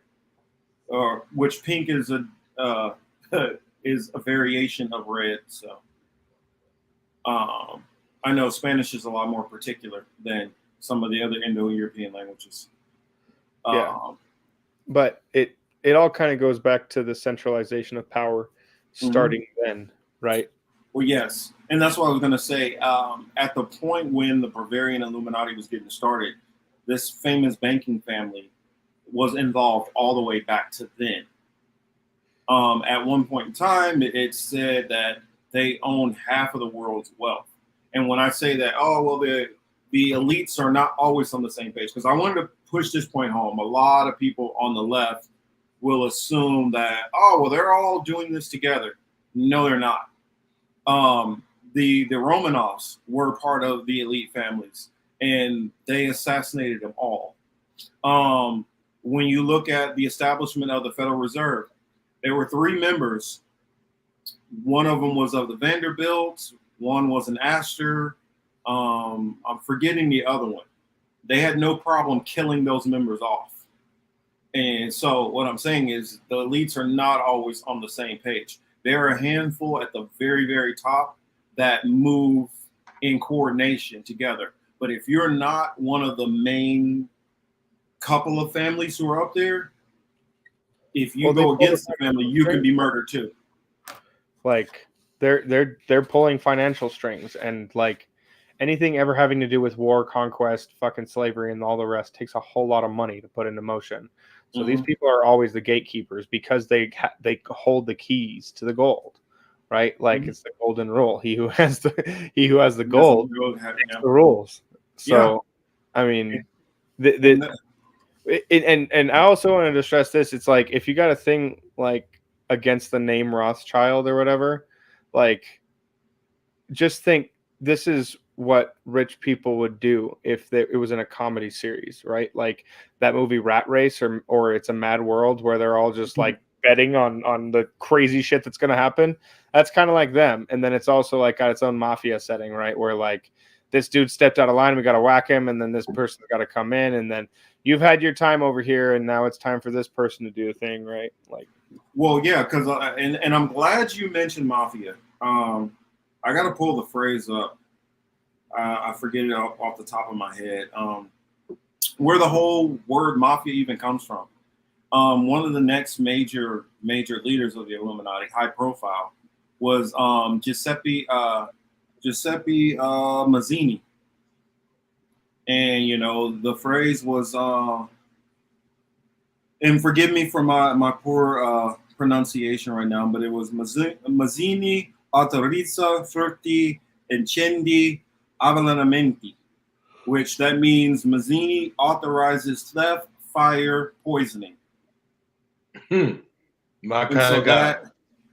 So Mazzini, he entitled the a lot of the powers that be to fight back against the government and start, you know, pushing back and, you know, kind of like well, I don't want to say an homage, but it was a lot of the playbook taken from the Jacobins, which the Jacobins were also Illuminati controlled to overthrow that government also. Yeah. The same way with the Bolsheviks also, how they were all engineered. And so a lot of this stuff gets engineered whether people realize it or not, because the powers that be benefit by having these nations collapse. These nations, for one, are their enemies. They look at them as enemies, even though they might have resided in those countries. But they look at them as enemies, and they also look at them as we can make more money off of them. And like I tell people, if you had, let's say, if your family had $1 million in 1750, and even if they never made another penny, how much money do you think they would have just on interest alone off of 1 million? Too much. So trillion. So anybody who knows that there are certain families, like for instance, JP Morgan, one of those high profile families. This man literally had enough money to bail the United States out of debt by himself. If he had that kind of wealth, yeah, you have that kind of wealth. How do you not think that, like, and it cracks me up. I hear them say, you know, the Forbes list, oh, these are the top billionaires. Okay, but what about the trillionaires? Why come we don't never talk about them? You guys talk about the Arab trillionaires all the time. They talk about the Arab trillionaires all the time. This Saudi prince is worth 1.4 trillion. Okay, so if the Saudi prince is worth that much, or but he can't keep you guys out of his land. I mean, does that make any sense? Or not just Saudi, but this Arab prince is worth trillions of dollars, but yet he can't stop the U.S. from coming into his land when he wants to. That means that obviously somebody else has even more money than he does and is pushing more strings than he is. Somebody you're not hearing about. Most definitely, dude. Like, there's this idea that, like, I think people get captivated by an ideology around rationalism, right? Like, it's not a rational view of rationalism. It's a very ideological take and like a desperate attempt. What is going on over there, Chris? Well, I had a video pop up. Up there watching. What are you watching? Pornhub during the Oh, you beat me to it.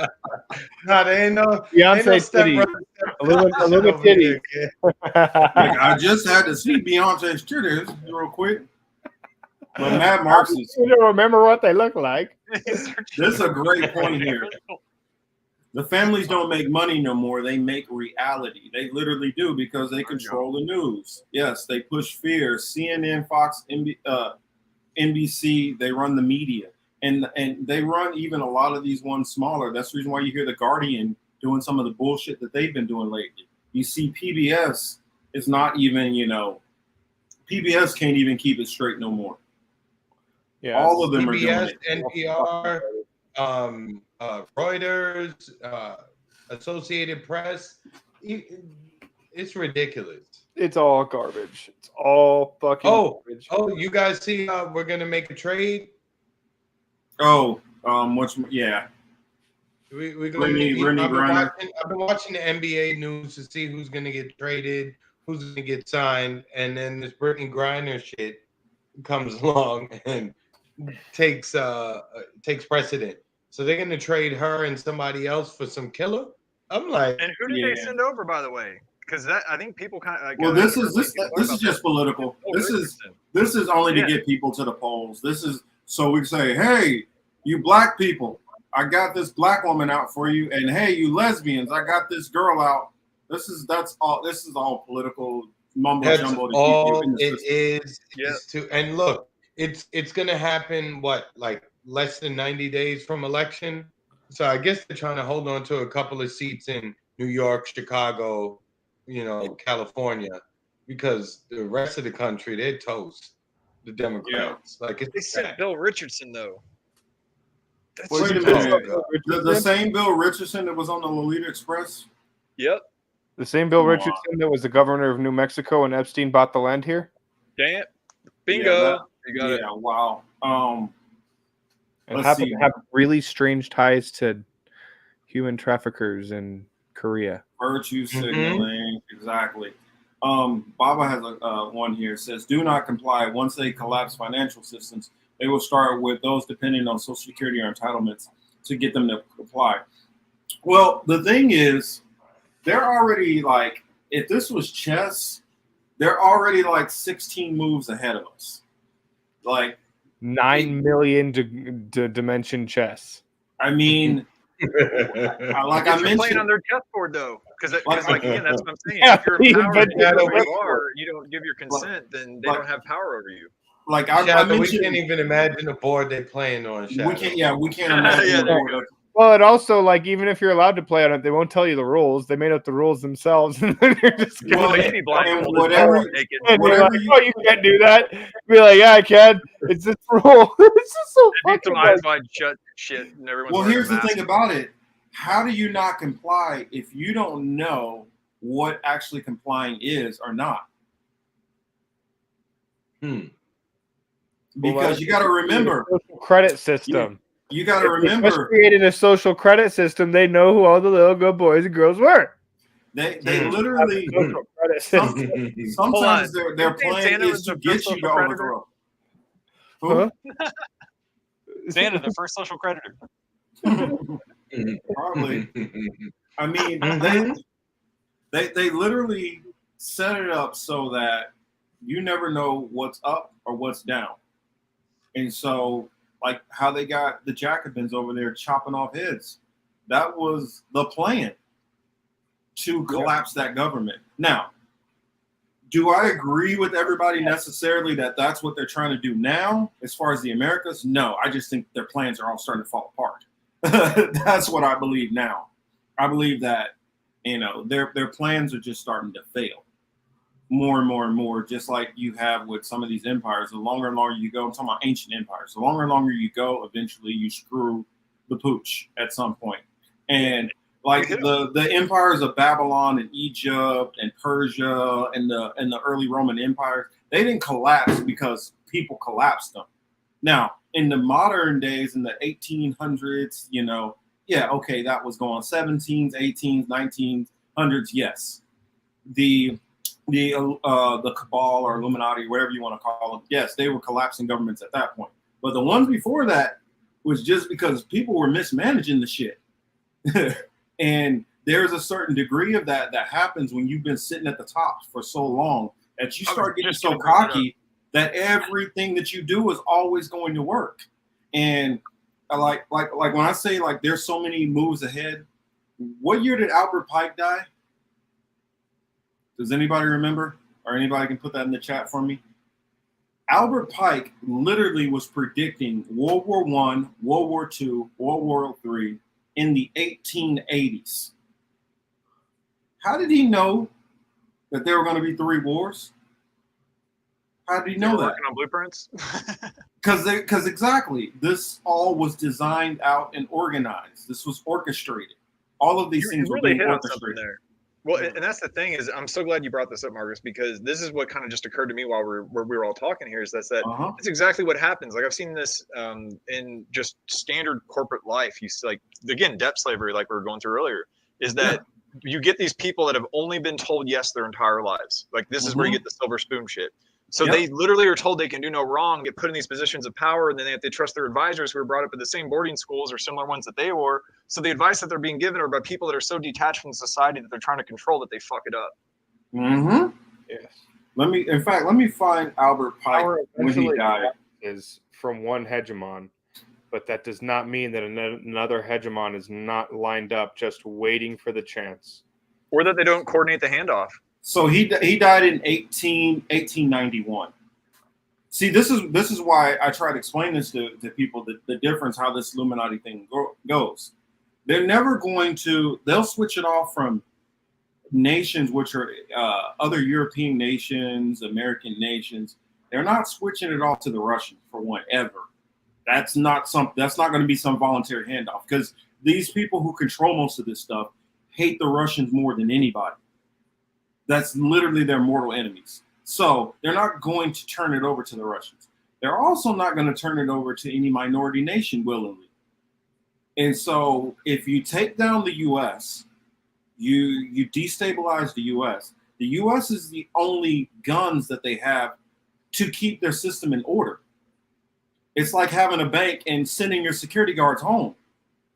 They're not going to just intentionally collapse America. Because if you intentionally collapse America, that does not stop China and Russia from marching up to your front door. Well, not only Russia and China, that doesn't stop Turkey, that doesn't stop India, that doesn't stop Pakistan, Iran, UAE. All of these nations hate the Western powers. Though they do business with them, they hate them. It's not going to be like, oh, well, I'll just turn over power to you and you guys won't come and attack us for all the fucked up shit we've done to you guys for the past probably 2,000 years. That's not reality.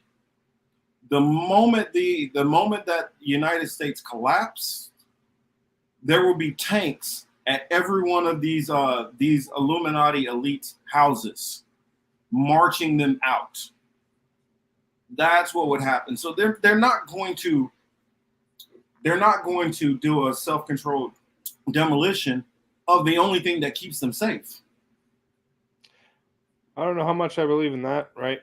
Like I don't really believe either way, right? Like they could be engineering it to be a peaceful transition of power or whatever, right? Like a logical end, right? Like there was some type of an agreement that was signed in 1948 or whatever.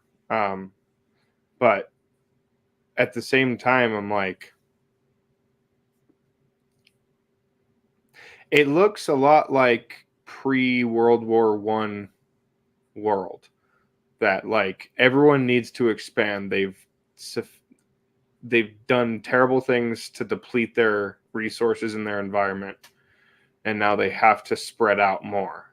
And as one continues to try and expand when it's already overstretched, there's other people that are kind of stepping up to the plate like, yeah, you're about weak enough now, right? Like, you know what I mean? Like it could be that they're all in cahoots or not to me, but regardless, we are watching a very significant change right now. Yeah, well, and also I think there's Susie. There you go. Says, We said Jesuit 3 times. It took you this long, Tuesday? It took you this long to respond? Says, I don't buy into the hate. Those nations that supposedly hate us have the same Jesuit order inducted minions in their top tier. No, not China. China doesn't have a Jesuit order at all. and then Iran doesn't either. There's no Jesuits. China is older than the fucking banks that the Illuminati own. Well, yeah, it goes back to the Tang Dynasty. That was one of their contiguous. There was trying to remember. I'm forgetting. I'm drawing blank on the the Zhao Dynasty before that or something like that. Zhou. Zhang or Zhao, something like that. Yeah, ZHOU. However you pronounce that. Yes. And that's what I'm saying. That dynasty was before that. The Jesuits got into China. Yeah, I don't see how the Jesuits are in China. I don't see that. Also, the Jesuits don't have the power that they used to have because they've literally gotten rid of, like, most of these nations have become more atheistic in nature. They're not going by the whole Catholic order. The Catholics aren't running. The banks are running everything now. The Catholics don't run it. Now, if we were talking ancient Rome, then yes, because the kings were like, yes, I bow down to the Pope. But nobody bows down to the Pope anymore. So yeah, that's outdated thinking. Gone. Right. Yeah, that nobody cares what the Pope is just giving advice. It's like thinking that Queen Elizabeth is still running the military in the UK. She's not. To say to not be cautious of those institutions either, right? Like the Western Roman Catholicism or the Eastern Orthodox Christianity, both of those are still powerhouses and like in people's minds, right? Like in their culture, like they can tip the scales in some certain places around the world. Right? Yeah, but they don't have the ultimate say so anymore. No, and that's what I'm saying. Like, I'm not saying the Vatican doesn't still have power. But are they the ones making the bottom line decision? No, because the Illuminati supersedes them. They use the banking system, and we'll put it this way: the people who control the banks are not being dictated to by the church. That's not what's going on at all. Fuck no, not anymore. Like they consolidated power a long time ago. That's like how the Enlightenment came. Yes, right? Exactly. People then were smart enough to start figuring out that like these power structures and institutions that we built in order to keep us safe are actually killing us and destroying us. Right? So they overthrew the church, but that just allowed for the other hegemon, right, the bank, to move in on that. And that's the real hegemon, the bank. Right. But the bank only has power as long as the bank has military to protect it. Right. The moment the bank doesn't have that power, because actually, it's even further, Marcus. The bank doesn't have power if people stop believing in fiat. True, but as long as they still control the means of any kind of currency, so whether it's fiat or whether they switch it over to blockchain. Oh yeah, it's the same system. That's what I'm saying. It's the same as when they switch from, okay, well, we switch from a democracy into communism, into socialism, into the Industrial Revolution. It doesn't matter. They're still controlling. The same people are sitting at the top as each one of these systems changes. Coke or Pepsi? Exactly. So, like when people say, "Oh, well, we overthrew slavery," no, you didn't overthrow slavery. It just wasn't as profitable for them anymore to do it in that means. You evolved it. They evolved it into wage slaves instead in Industrial Revolution, and that's the reason why they managed to make sure to pay you just enough so you can pay your bills and all that, have just a little bit of fun, because they realize if we only pay them enough to feed themselves and keep a roof over their head, then they're going to revolt eventually because they're going to feel their life is so miserable. But if we just give them a little bit, then you can go have a vacation. Then you can go buy that big flat screen TV. You've got just enough to be happy. And since you're getting so little, you're not going to be willing to get rid of that or risk losing that. That's the reason why Americans are in a more dire strait than a lot of these other nations. Because also, I think that like one of the reasons why like the U.S. is such a unique thing is because from start to finish, it was contrived as an empire. It was planned and put into motion as an empire, right? Like the second, like the American Revolution to create like this new empire did not begin in 1776, right? Oh, no, hell no. When the U.S. declared independency, right? Like these United States were in the time. But yeah, I was just talking about this with Chris. The Van Dunn family, which is no longer really a part of it, they're the ones who like basically got New York and the 13 colonies for the people to start moving in the first place. Yeah. Yeah, and if you think about it, like Monroe Doctrine and how well that worked out, and then like all the other great powers all throughout the world, right? They never had two natural borders to the east of the west, right? Like that's what made the U.S. very different from the rest of them. They didn't have to worry about rival powers. So like I'd say that is what makes it unique, is that because it was born as an empire and it has never ceased to function as an empire, like the culture was created as an empire, right? Like there's no binding culture to times past, right? Like the rest of the world has culture that binds itself to the past, right? They have like all throughout Africa, they've been doing they've had these sets and modes of living for thousands of years, and they're not going to fucking change for anyone, right? So and then like China and shit, like, and they all have their own connections to cultures past, but the U.S. doesn't have one, which I think that's one of the reasons. I was just gonna say, yeah, like our iconography is this nation state that was made up, right? This empire that was born to be what it is now, like a military caste across the planet, almost. Because, I mean, the U.S. was basically started as a corporation's project, right?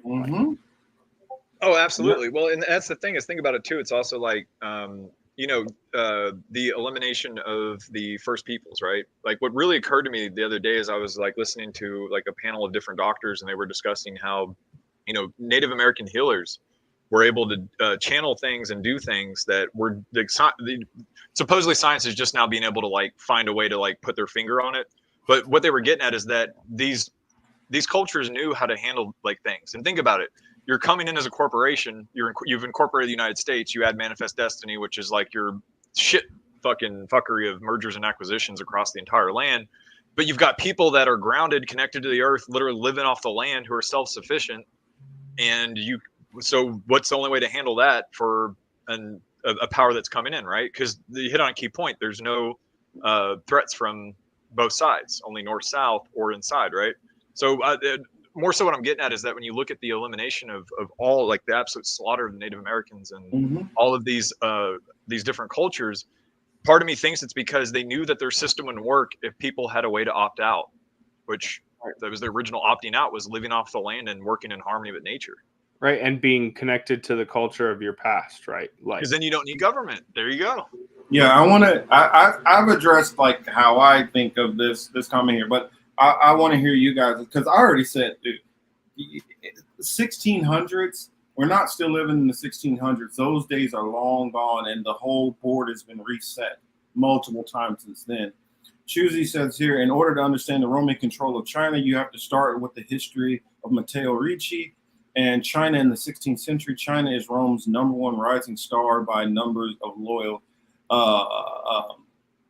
number of loyals. If the Jesuits don't have the power that they used to, then why do we have all the Jesuit papacy for the first and only time in history, just when they need to obstruct justice over a huge scandal? Well, here's the thing. What influence do you even see them doing? If the Jesuits had the power that they had, you would see people still in the churches. You would see them still putting forth laws that reflect Jesuit beliefs. You don't see any of that. You literally see none of that. You see China literally rising. And also another thing, 1600s, China didn't have a military to the power that they do now. You know, they were still, a lot of times, I mean, they had some cannonballs and stuff, but they were not doing what they didn't have the power that the Roman Empire had. Well, and actually, you're hitting on something there, and that's that. And this is actually so. And Chusey, like, you know more about anything related to Jesuits than I do, but I'm going to speak to, like, maybe it's a cultural thing from the standpoint that when you look at the Cultural Revolution under Mao, the people that they were imprisoning, like one of these people who actually helped me understand the I Ching more, reading his work, they locked up Taoists, they locked up I Ching practitioners, they locked up. Essentially, what I'm getting at is that these are ancient Chinese, like, I don't even want to call them belief systems because they're beyond cultural. They're built into the entire society. Like the Yuan, right? Yuan is actually based off of what's called the Tao of Heaven. Yuan essentially stands for the sublime and initiative. So again, it's like the chief quality of goodness. So you look at the inversion; they named their currency after it. Well, another thing that I would throw out there also is the people at the very tops of this are not Jesuits. So why would the Jesuits be in charge? When you start understanding, like, the esoteric beliefs, you realize the majority of these people at the top are not Jesuits.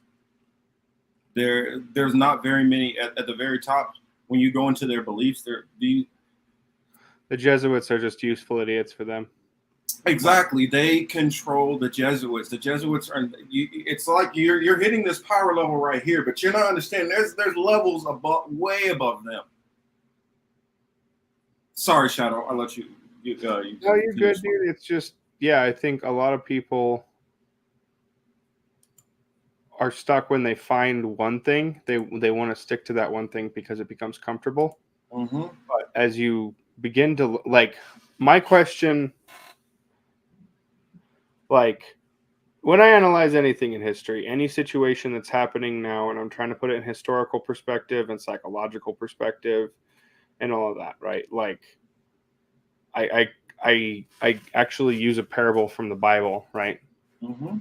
But if not, right? I could have all these plans and all these things and all these grand visions of what the future is going to be, but if not, then what? Right? Like, I can come to this conclusion, but if I'm wrong, what would it be like after that? Right? Mm-hmm. Like, it's a constant conscious evolving that I'm trying to do when I look at things in historical perspective. Right? And that kind of, like, with the Cultural Revolution kind of shit, like, yeah, anyone's connection to divinity was definitely frowned upon at the very least. Well, and think about the Tao, because you're hitting on something, Shadow, and that's that. And again, like, I'm not here to plug, like, if people want to go read it, read it. It's a book that helped me figure out a lot of things in my life. It's not like a Bible or anything like that. It's a totally different kind of book, right? And this kind of was, again, to about the cultural aspect. Is like the church control of China is like, I don't recall reading about that in Chinese history. But that said, I'm not saying that they don't have an influence, because we're talking about very under, like, groups or whatever. But more so, you're hitting on something key, and that's that any self-sufficient group. So any, like, again, I'll just go on basic Taoist. Again, like, even a Taoist won't call themselves that, but someone who reads that and understands certain parts of it will see that you don't get authority or power. Authority is when you author something, right? But you don't get authority or power from government. And even in Taoist text, that power comes from, you know, in the Taoist text to be the Tao, but also the way I translate that is the power comes from the creator.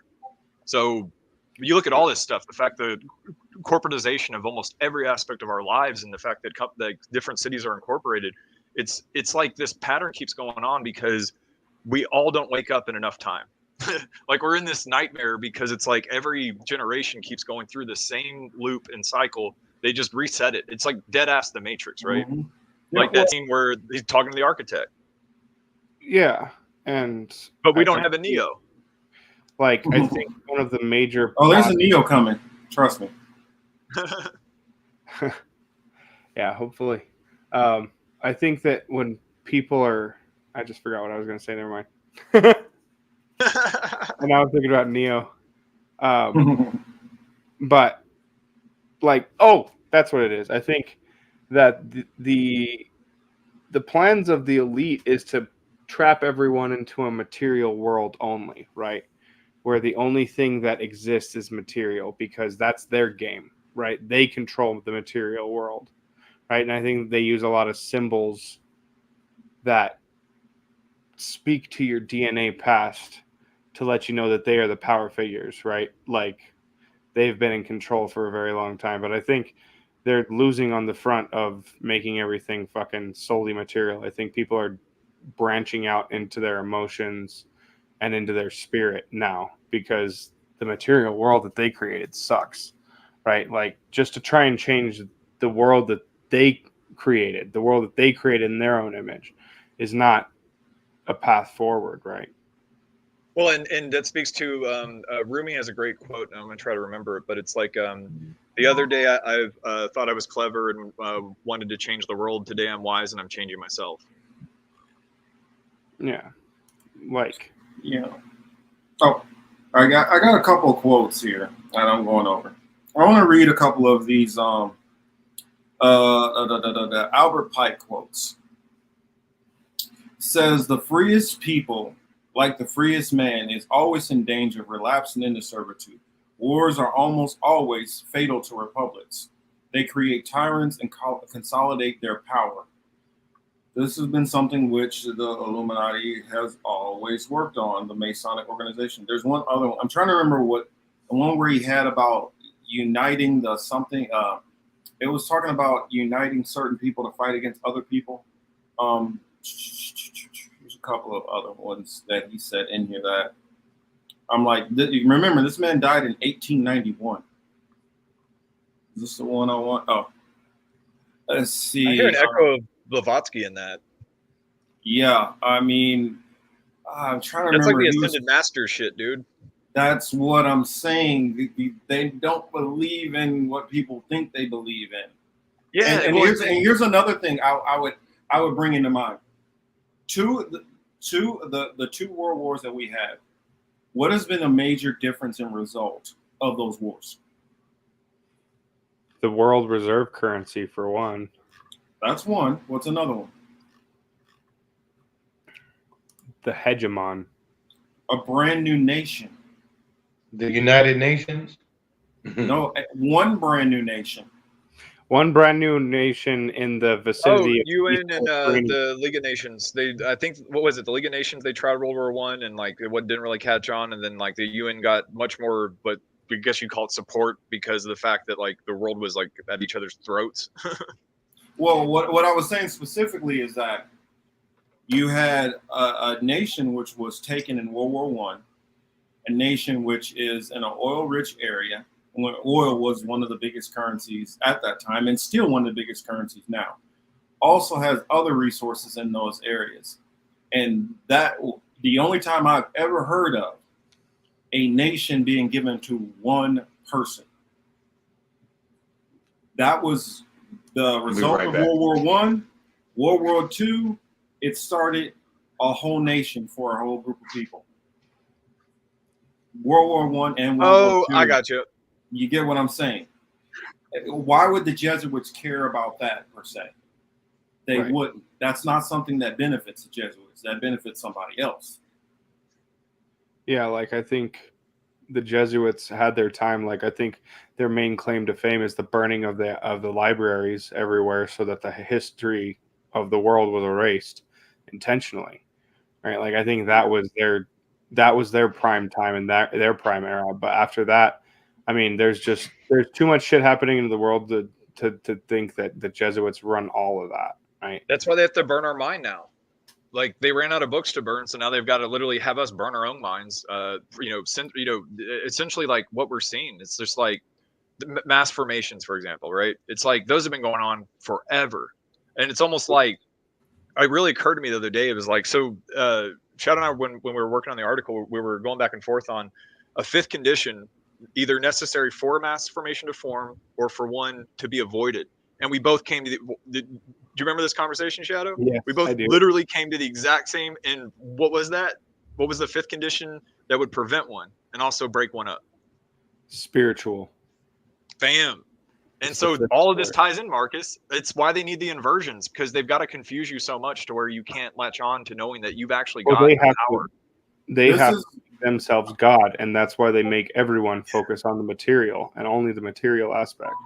I wanted to show something real quick. Hold on, let me zoom it in a little bit more.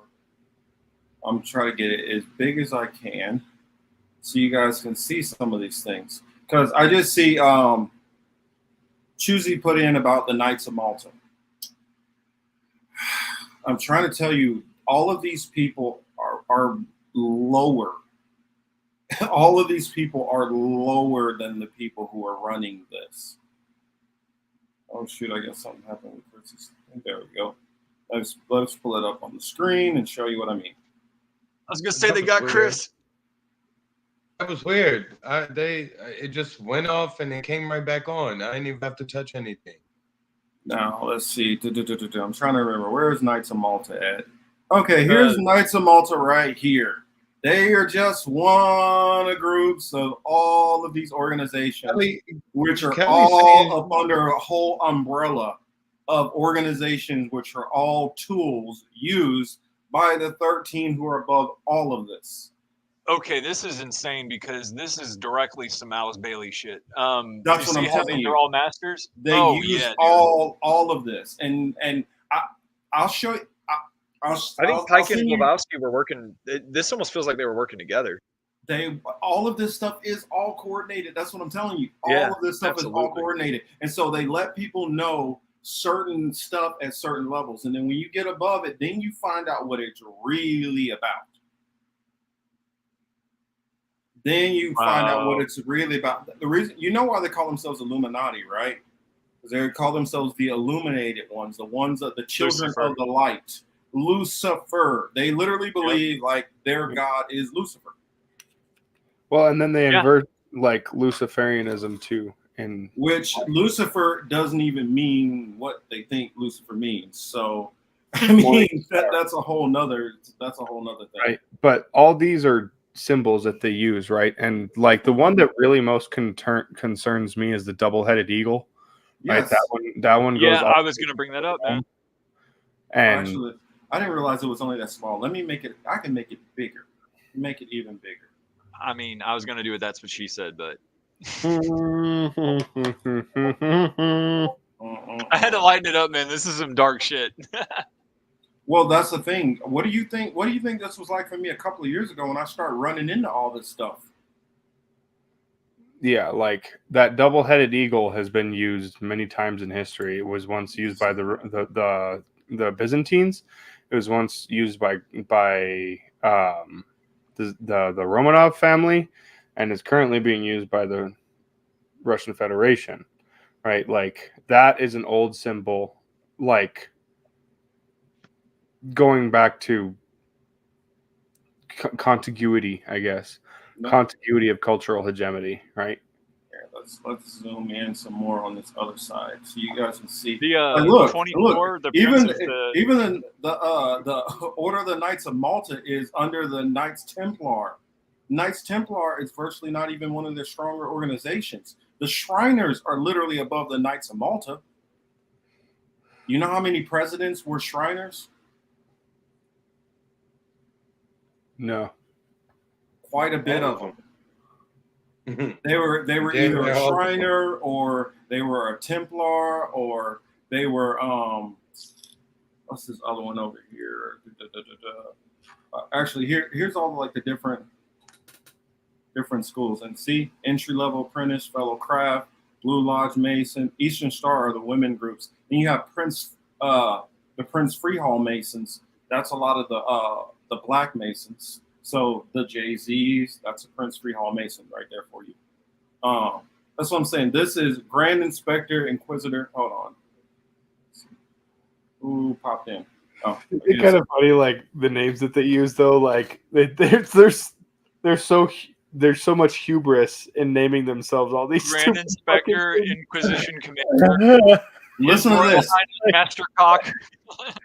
Secret Master, Perfect Master, Intimate Secretary, Provost and Judge, Intendant of the Building, Master Elect of 9, Master Elect of 15, Sublime Master Elect, Grand Master Architect, Master of the 9 Arc, Grand Elect Mason, Knight of the East or Sword, Prince of Jerusalem, Knights of the East and West, Knights of the Rose Crux,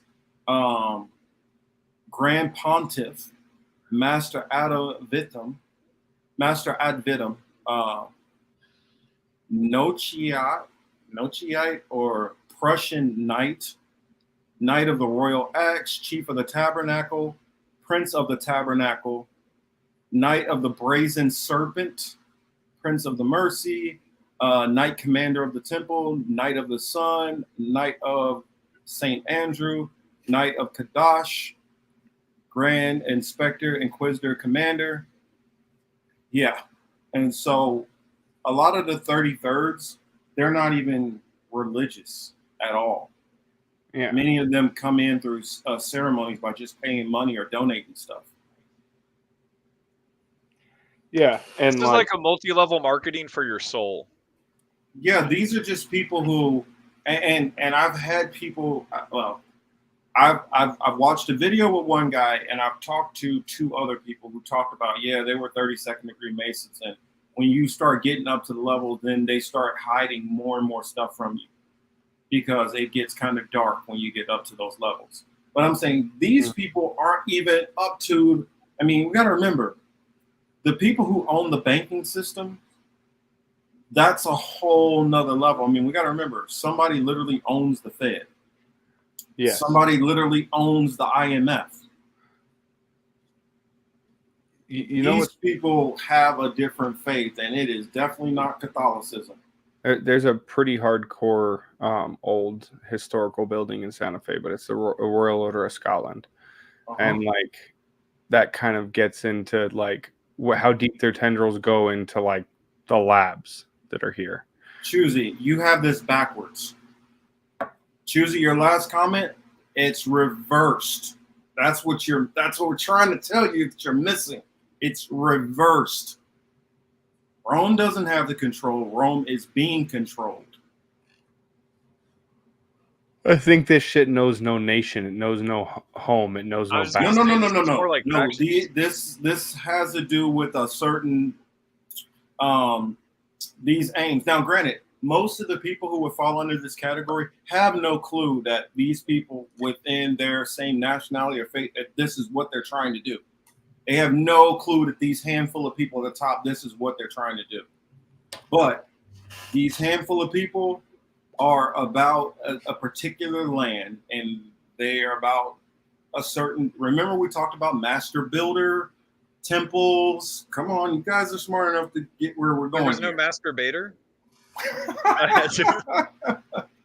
Who do I think owns the Fed? Let's just say their name starts with a R and ends with a D.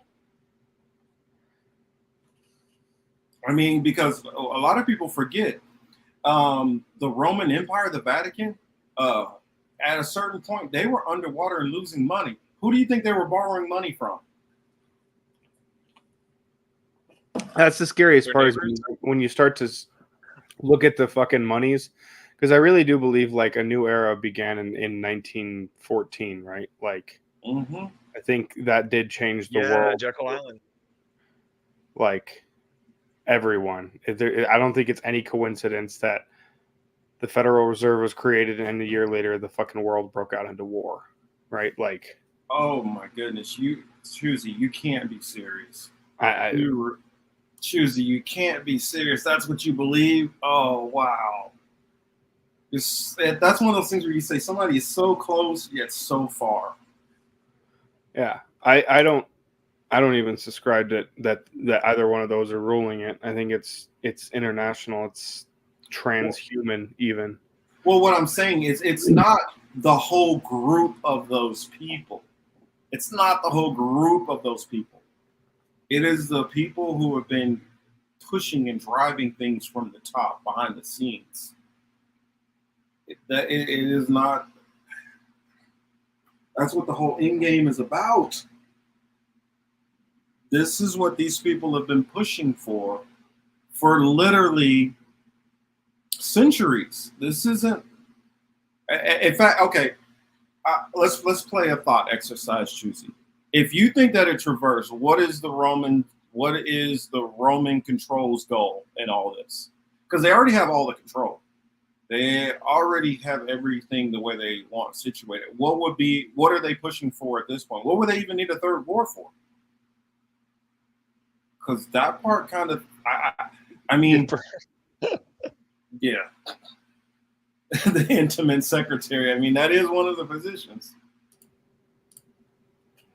Yeah, I mean, and he knew I was referring to fishing bait too, so that's even better. Just you think that? I think they have their outposts around the world, right? Like they're not. It's not Roman control. That's not what it's about. I mean. Yeah, almost like they would have like embassies in different nations or whatever, and then they like because again, I could be wrong on this, but this definitely seems factional because the only reason why not the only reason, a primary reason why you would need an organization structure this fucking batshit would be if you're really doing something that you can't have. If one group gets compromised below a certain level, you've got to have and this is just I'm walking this through compartmentalization up to these different groups. It's just the same way it works. I mean, it's like reading a corporate org chart from hell. Almost literally. But yeah, because it's like it really makes you wonder is because they're establishing all of this because what this does is it makes it to where the authority within the group is literally authored by them, which authority means. But going into it, it's kind of like not only is there control over like these different groups and amongst each other, they'll have different standings, I would imagine. But it's also that like kind of what you're speaking on, Shadow, is that it really is like it's nationless. And like that's what terrifies me when I hear about this like push for one world anything. It's like that's usually a dog whistle for the essentially the overarching agenda, which to me feels like all of these factions merge into one, and they do everything more overtly as they can. But the main point is like this is what I was trying to remember earlier is that you really need to think about these are just like all of these symbols and symbology and everything from these different secret societies. These are offers, and the offer is presented to you. And you don't have to take it. That's the main thing. So again, like when we're going through this stuff, remember, like you're an empowered, awakened human being. You're out of their domain in a lot of ways.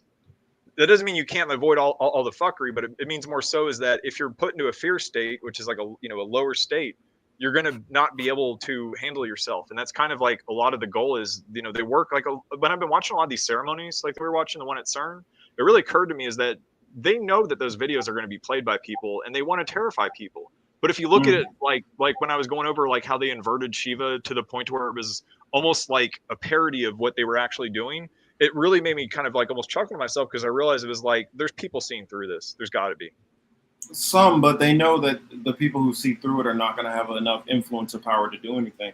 I noticed, got our good friend over here, Denver Attaway, is over here on Rockfin. I want to get caught up on some of his comments, or let's see. Excellent point, Shadow. Think about it. This China has grown older than other contiguous. Oh, I guess that was a comment to the banking system.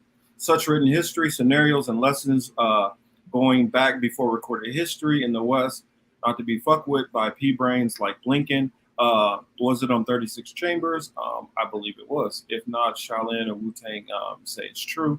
That may be very dangerous. They, a certain country, and the Balfour, the Jesuits and the Zionist leaders have a working relationship. It also includes Pike's former colors, the Freemason. It's not publicly acknowledged, but these all work together in coordination towards agreed upon goal. Yeah, I say that the whatchamacallits already have accomplished any goal that they have. The Jesuits have already accomplished every goal. There's only one other group who's trying to accomplish some goals here.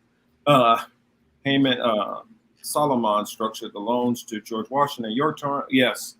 Solomon, yes. Oh, I know. Solomon Brothers. Well, here's another thing.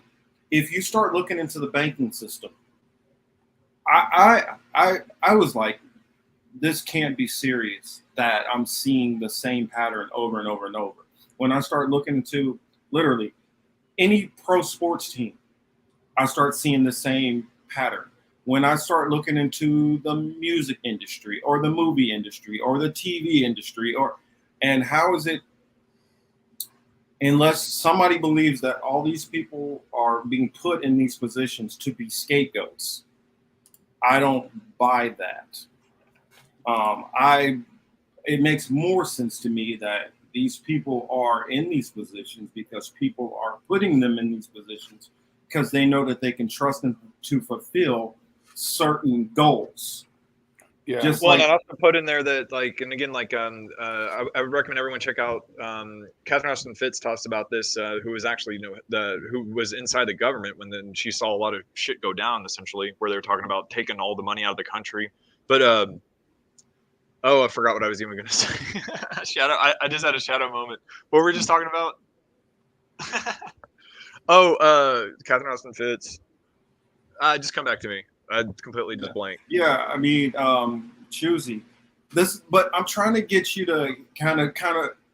Okay, let's say that I'm wrong and you're right. I'm trying to figure out where does this end game, because I don't see an end game to the theory that you have. I mean, maybe I'm not bright enough to get it, but I'm not, like you said, I don't higher Roman, loyal, diplomatic, international immune organization. I don't see that Rome is really pulling any strings. It's not the Catholic Church that's pulling the strings here. And I don't see that. I don't see how that's manifesting at all in any kind of way. I mean, descendants of the Catholic Church, but this is not being done in a secular way. This is being done through the banking markets. I don't see how the church is doing this. What was that, Shadow? Mr. Streets is correct. That bubble is about to burst badly, but they're already prepared for it. Mm-hmm. I saw something. They make money both directions. They collateralize the loans, sell them out, then it's just so insane. Yeah, I believe we could literally, I mean, like take the route of the Jacobins to the Roman Church and nothing would change. Schwab is a waste of time, honestly. When a lot of people are focusing on Schwab and the World Economic Forum and even Davos for that matter, these are not the leaders of anything. These are people far down this chart. Like we talked. Remember we talked about the think tanks. I see the WEF as like a PR firm. Like I literally just think it's such a PR spin because they're bad at it too. Like it's just so blatantly like corporate propaganda.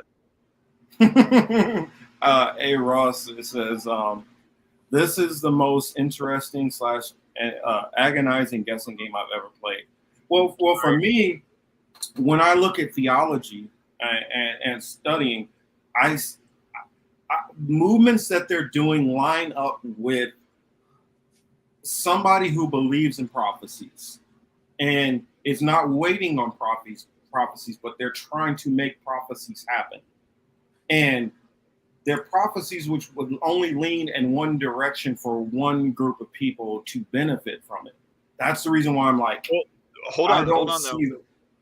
One thing on that note, it is so, and because I think you're getting the third temple, right? Exactly. Who cares the most about the third temple?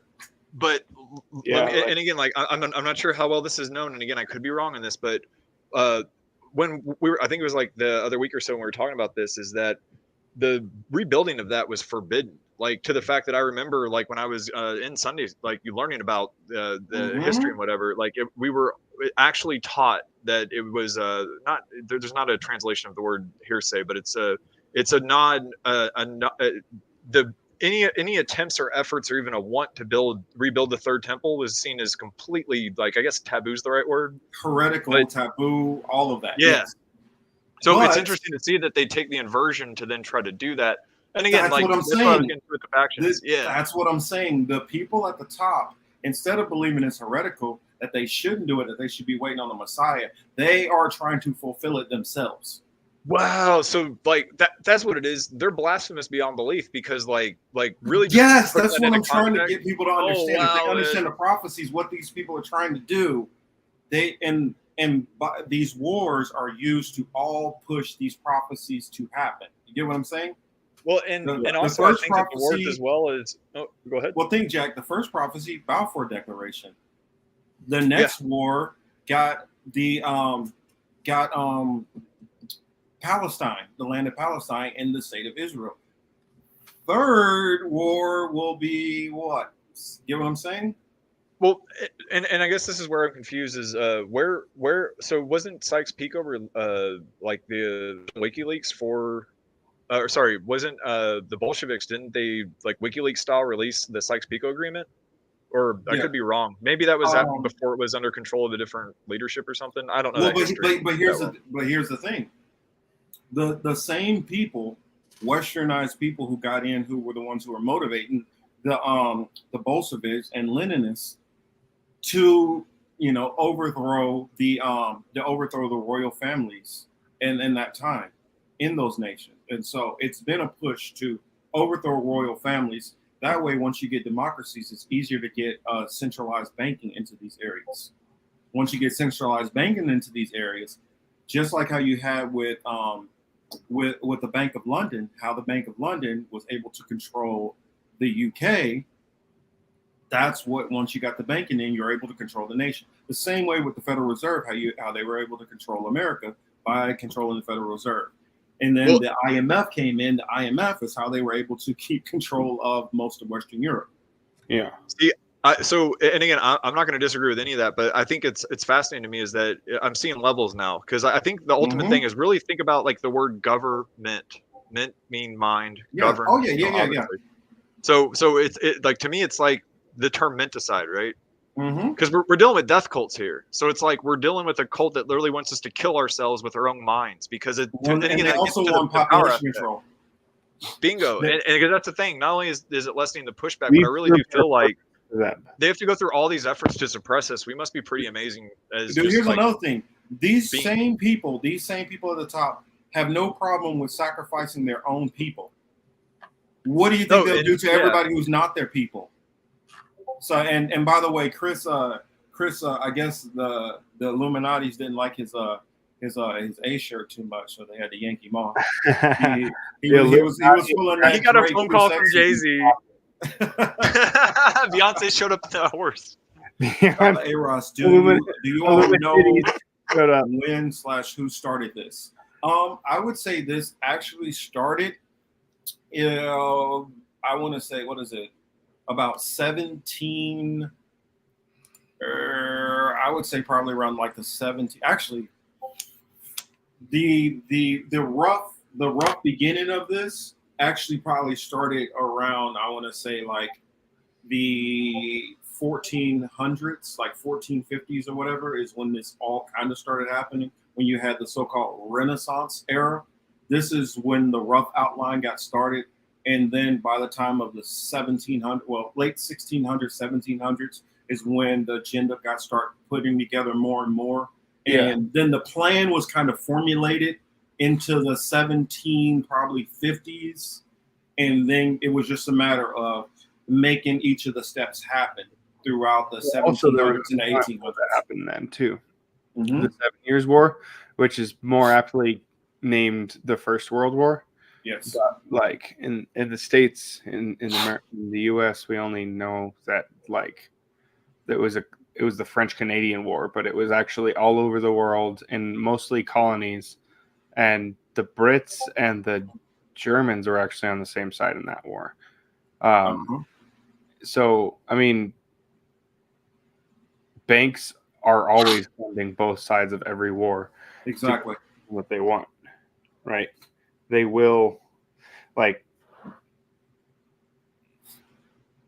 they will pull every string possible, right? Like the who controls the money is actually the fucking shot caller. Exactly. I think it's who controls the mind. Well, yeah, I mean, both, because you control the wealth. You can influence people's minds pretty well. Well, but and again, I'm not saying crypto is any different, because I think that it's just it's an inversion. They make it sound like it's not fiat, but again, like fiat's by decree, but also crypto is even worse than fiat. Crypto is worse than fiat. Because not only the thing that is traceable, one of their goals is it's going to create a system where everybody has to be on it. If you don't use crypto, exactly. That's what I'm saying. So there's even more control through that system. And not only just that, Marcus, think about this. They don't have to be FDIC insured. And Shadow, you're the one that brought this point up to me, because that really hit it all home to me, is that they're now putting the liability, like your bank loses your money, that's on your bank. Now you lose your money because you're your own bank now. Yeah, you got the responsibilities of a bank now too, jackass. Well, here's another thing, Jack. Did you think about this? Once it's on that system, there's no, I'm not going to pay this bill collector and I'm going to ignore their phone call. They just take the money out. Oh, especially with CBDCs, where, I mean, in fact, going back to the yuan I was talking about earlier, like when I really learned about the inversion of the word yuan, and again, reading through an I Ching practitioner's book who was locked up during the Cultural Revolution under Mao, that's a freaking mouthful. But again, like, it's just, oh man, there's so many levels to this. And that's what I try to explain. This is something that started literally, hundreds and hundreds of years ago. Denver over on Rockfin says, the Catholic Church is just part of the chorus singing the hypnotic lines with several other institutions and authority. John Grimes says, Rome is a puppet. Religious control, soul prison. Yes, here's an interesting point. Caminati that the Pfizer vaccine is still, well, let me be careful with that. I don't. It's still on YouTube. I can't really say that one, but I agree with you, Denver. Say space juice. And that's what I'm saying. There are, and it's the same thing with a lot of the history that's been scrubbed, and so that certain people can hide things. Like, for instance, Shadow was talking about an empire. We can't even really say that empire. No. And talk about that empire, because it will get you into a whole lot of trouble. And Does it start with a K or a T? It starts with a K. Okay, so I know who you're talking about. Okay. If you even start talking about that gets you in some sketchy waters. It's a very interesting memory hole. Like, if you're ever researching Eastern Europe, and there's like this weird gap that appears at around. You mean in a borderland type area? In that borderland type of area, yes. Oh, I gotcha. It's just like this 100-year period. Jack, will this help? Will this help you figure it out? They were trying to make a decision between picking different faiths, and there was a certain king there who decided to pick a begin with an S. Faith. A C. No, they picked a certain faith that starts with the J. No. But the name of the dude that did it, though, was it Solomon or was it? No. KB. Oh. Yeah. Here, I'll tell you real quick. Hold on a second. Yeah, I forgot. We got a private chat here. This is also another reason why the German imperialist powers wanted to fund the Tatars that were in Crimea, South Russia, borderland, the borderland. Its translation. Thank you, Baba. With a U. But yeah, like. Does it end with rain? Yeah.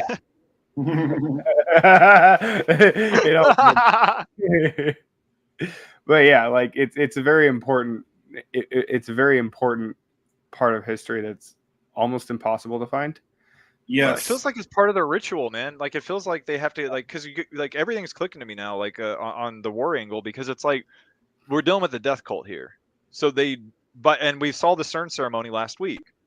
They're and again they're inverted Shiva to you because again like it's the very westernized like just condescending shit that really gets to me when people are sorry Hey, when everybody the needs to elements check are this out. inverted.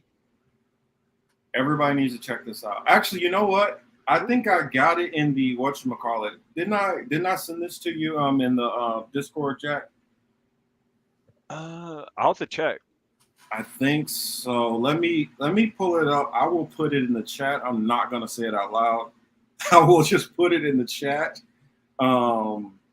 Because when I heard this speech, I was literally blown away. I was like, what? No, that can't be right. No, none of that can be right. What he's saying, all of that has to be wrong. Everything he's saying is wrong. And when I started doing research, I was like, okay, whoops. Maybe he's not wrong, but even when I was like, that can't be wrong, I was like, that just can't be. I know I can't dispute what this guy is saying here, but that just can't be real. That can't be what's going on here. I'm gonna have to check that out. But yeah, so the like part of that ritual it seems like now is that they kick off the war because they get that death count up. Because again, like if you look at their inversion and their just absolute insane view of the world is that they see that as a positive and and again like that's why I think I have an aversion to the word master beyond obvious reasons to begin with the word letter A.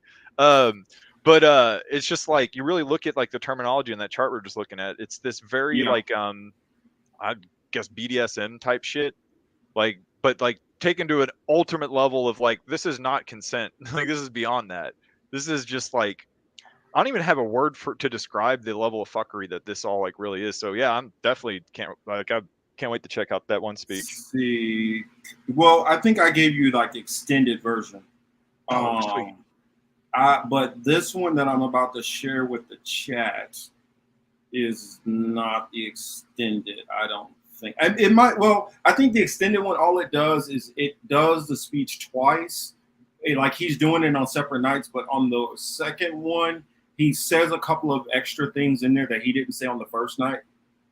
And so some of it's going to be redundant, but some of it will give you a little bit of extra context. Whereas this one is just like straight one night.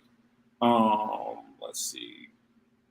Political Matrix. Let me get onto my other channel. Because, yeah, when I'm in the chat, most of the time, I'll be responding to people and they don't realize that it's me because I'm on the main channel, which for those who don't know, the Political Matrix is actually not the main channel.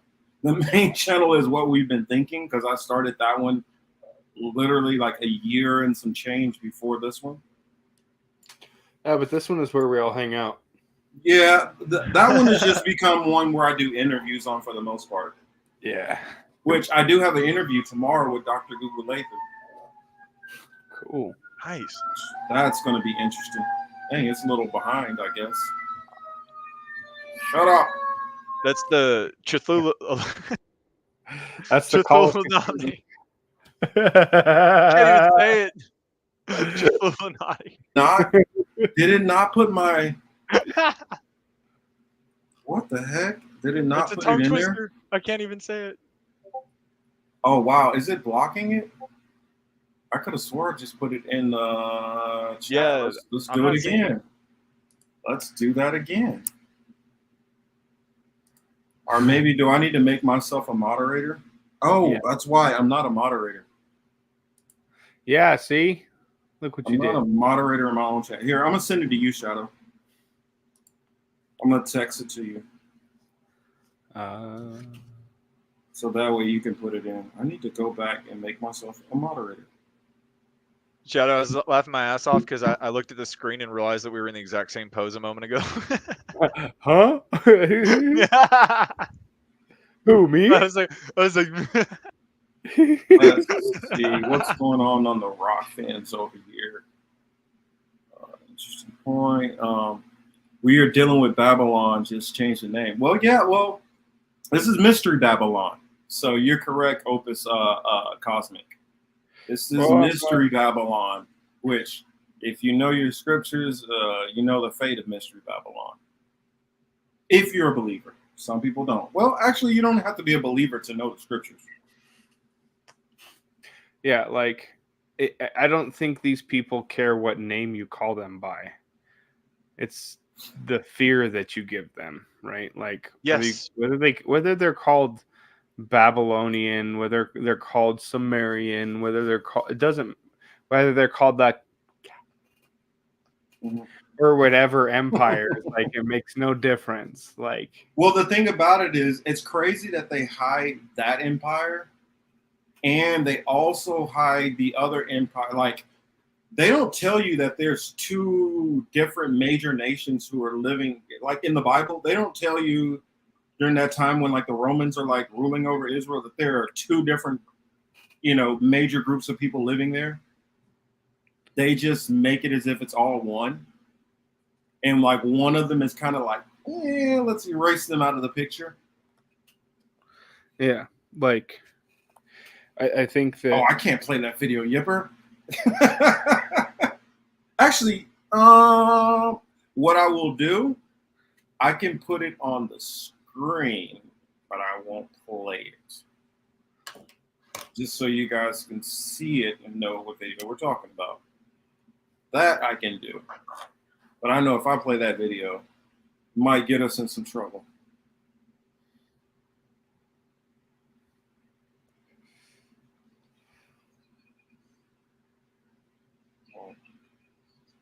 Let's see. Let me find it real quick. But this dude breaks. No. Does he get everything right in here? No. Of course, nobody gets everything right. We're not getting everything right. But is he laying down some serious, some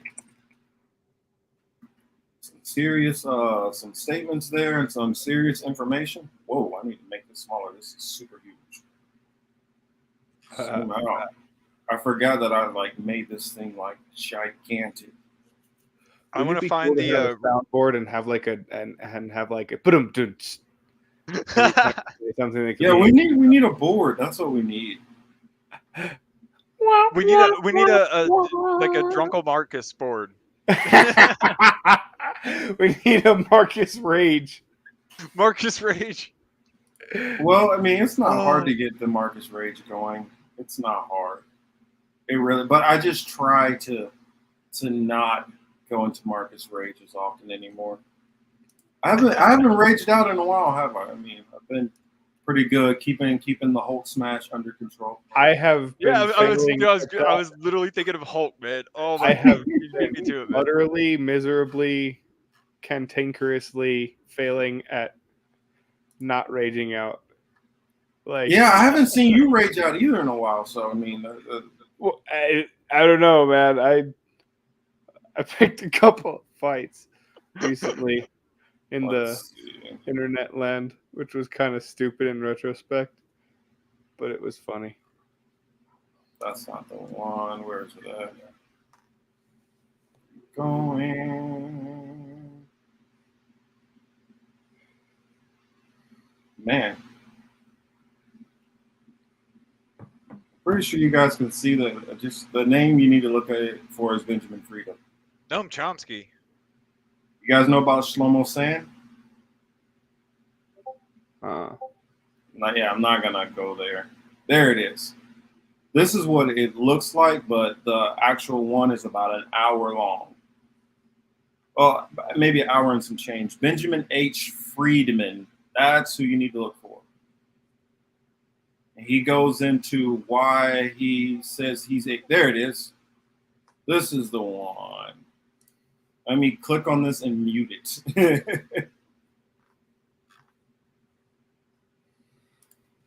Let's see. Yeah, I need to make this a little bit smaller. This is so huge. A little bit more, but this speech right here, I was like, that what he's saying, that can't be true. That's no, that he's making this up. And I was like, I can't figure out why he would say what he's saying here. Let's do this.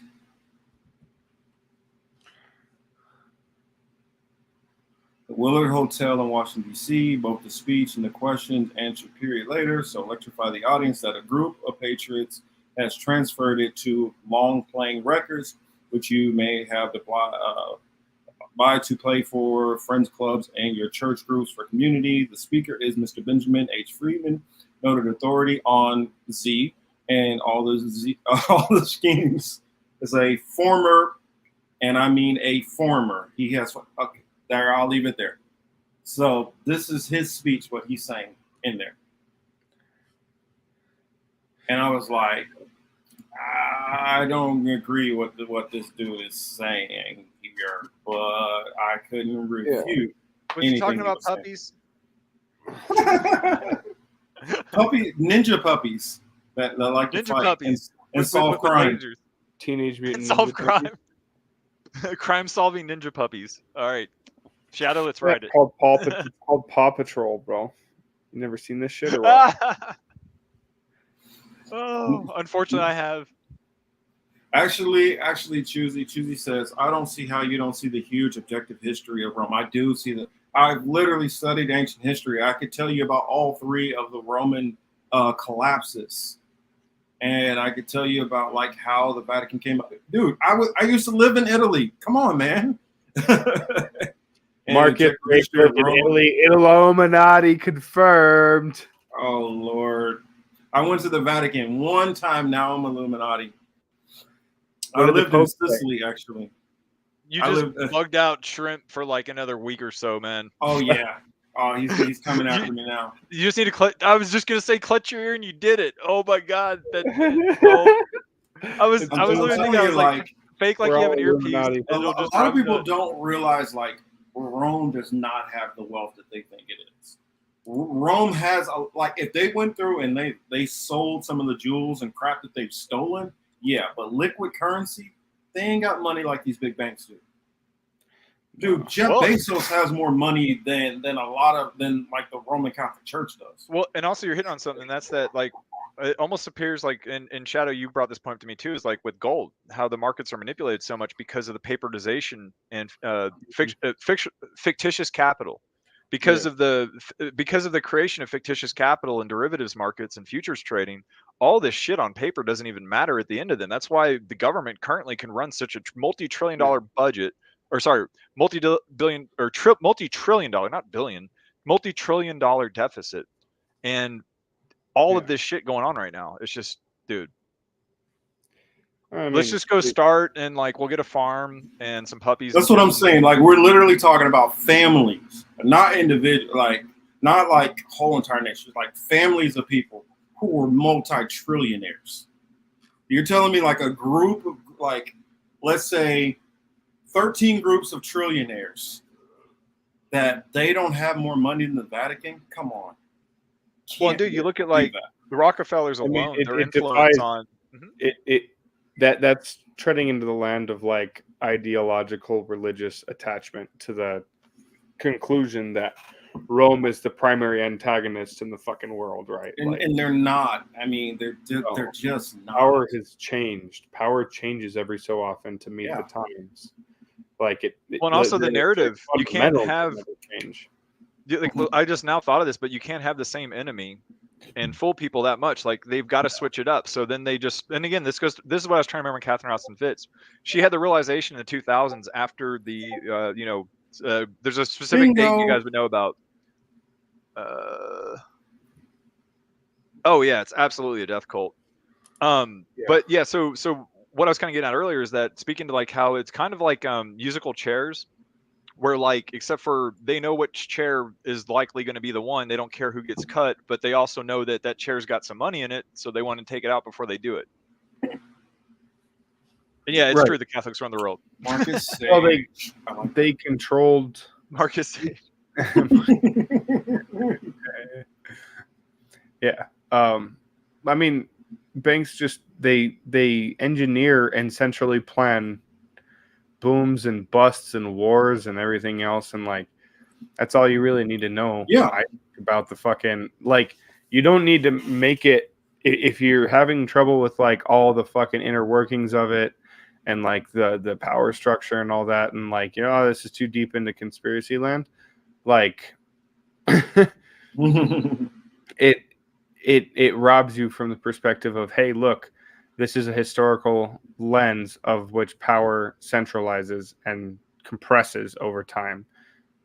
Like you don't. Well, and again, don't. And this goes back into feeding fear. It's like don't give them your power. Don't see them like the whole bullshit of a representative democracy, whatever the fuck that's supposed to mean. Because the second you have a representative, you're no longer you. It's just oh. Well, But and that's, yeah. No, sorry. Go ahead. Yeah, no, it's just like really it comes down to this. It's like because like there's a tendency because I this used to be my mindset when I first started going down these like different holes on all these different things. Sorry, rabbit holes. Maybe I should have specified that. Was that I had a tendency of disempowering myself, and that's kind of what I'm getting at is that we're not going over this to scare people or do anything like that. We're just this is fact of the matter, like to the best of our knowledge, and then we're all sharing and sharing the knowledge because if you know something. That's one way to cut Marcus Cage. That's one way to cut through the fear. And again, it's really a lot of it. I realized when we're looking into mass formations was again that spirituality aspect because I saw it for myself. Like I remember, like what was it, 2020 election or whatever. I remember seeing in different groups or whatever that if someone just brought up the word God, it freaked people out amongst certain circles. Yeah. And like I was part of that, and I thought they were kidding at first, and then once I realized that I was serious, I was like. You guys are fucking nuts. No, let's see. Reality says Marcus disempowers us. I don't do anything. I have no control over anybody. I just look at the information and I come to conclusions. Now, I believe that there will come an end to their reign. And I believe that what's coming for them is not going to be pleasant. But I just don't believe my weapons are carnal. That's all. My weapons are spiritual.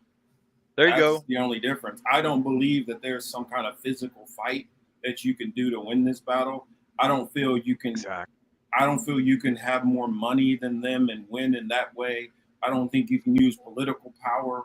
I mean, we're literally talking about somebody who World War III. I mean, they were literally talking about World War I, II, and III. Like what? 100 years before even World War I happened. I mean, these people are so far ahead of most of us in anything that's going on and thinking. The fact that we're just waking up to putting on, oh crap, this is what's going on around us. You don't think that if they were that far ahead of us on all this other stuff that they've already planned for us to start catching on to it? But at the same time, I think there's a wild card, and that gets into like free will, and as well as like they have to. But see, that's where we differ, though, and that's just a theological opinion we have. I don't believe in free will. Yeah, see, and again, like I'm gonna give you a kind of a Zen approach in this, but I believe it's both. I believe you have it and you don't have it. Because when I mean you don't have it is when you don't know that you have it, and when you have it, you don't know that you have it. I'm not gonna get too much into that thinking, but essentially, I don't know. Because if I were to know if I had free will or not, what I really like, you know what I'm saying? Like, you got to draw that line. It's like, for me, it's like, I don't have a good answer on that one because I used to use that answer, right? When I was first getting back in touch with like my beliefs and all that, it was like, I was really starting to use that term. Like, cause Marcus, you and I get this question constantly. It's like, we have these how do you have proof? Yeah. Like we always get asked like, why do you believe in God? Or like something like that, and something that to me, it's like, I don't care what you call it, source, connection, the thing that connects every source, connection, energy, whatever. Yeah, whatever term you want to use. It's just like, to me, it's like, it seems paradoxical, but it's not. The more down the rabbit holes of science that I got, the more I started realizing that there were irreconcilable differences. And I consider those irreconcilable differences God. And also they're what beyond I my realized, knowledge. also what I realized is the things which I was being told in the church about how things were being done were not what the Bible was actually saying. Oh my God! That's the reason why. That's why they didn't make sense to me, because there was a bad interpretation of what was being said there. Like for instance, I wonder if I can. I don't have the video, but like when they talk about what's a good example? That Moses parted the sea, parted the Red Sea, and the children of Israel walked straight through. There's a place where I could show you where there's an actual land bridge where all it takes is for low tide to come in, and it dries enough for literally thousands of people to be able to walk across it. That's a real thing, which you can see with archaeology. But because of the way they write some of this stuff, they make the stuff which has a legitimate scientific explanation into hocus pocus, and the stuff which is kind of more on the hard to explain hocus pocus stuff into layman terms. No, this is something else. And so it's just the understanding. I got an example for you. All over the place. And I don't belong to a church, Reality Revolution. I just belong to the Church of Me. Like, Church of Self. Like, just you believe in yourself. That's your worship. You know, I don't even like the word worship sometimes, but again, like, and really, it's kind of like the spiritual aspects, I think, are definitely worth people looking into, even if someone's atheist. Like, that was my 20s. You know what I'm saying? Like, that was my nihilistic Nietzsche reading. I could go through all the different atheist cliches, but really, like, it comes down to, like, I don't really care what someone believes in to an extent. You know what I'm saying? Because, like, first off, it's not on me to like, really, it comes down to, it's not my responsibility of another person. I'm responsible for myself. So, like, that, and again, that's through addiction, you learn stuff like that, but also, like, understanding that if you have a base of connection, and it's about what your practices or what you do, does it make you a better person, like, in your eyes and to the world? And if it does, then I'm cool with that. So, like, again, like, because you see the inversions and, like, the aspersions as well to the word even God, like, which just floors me, because growing up, that was, like, one of the most common words in my house was, like, you know what I'm saying? Like, that was a very, like, there were also, like, I'm going to say that as well. There were also groups that, like, different groups of different beliefs, to where it was actually taboo to use the word God. And I remember, out of respect, I would go to their houses and I would write it with the abbreviations. Yeah, you would have to use different things like that. And again, Marcus, you probably know the actual truth on this story, but I was told, this is probably just like a rumor, but that there's apparently, like, only one person who knows the actual word for God, and this person's bestowed with it every year. They go say it in a cave or some shit. That's going into that's still going down. It's like an allegory, right? No, that's going into a one faith belief. And I'll go into it with you off camera, you know, in detail. Okay, there you go. And I'll give you the answer to that. But yeah, I'll answer this one last question. Reality says, you say you heard something in the church. Heard a lot of things in the church. I grew up with one of my uncles being a pastor most of my life, and literally sitting there while he was writing his sermons. I went through every denomination of the Christian church you could.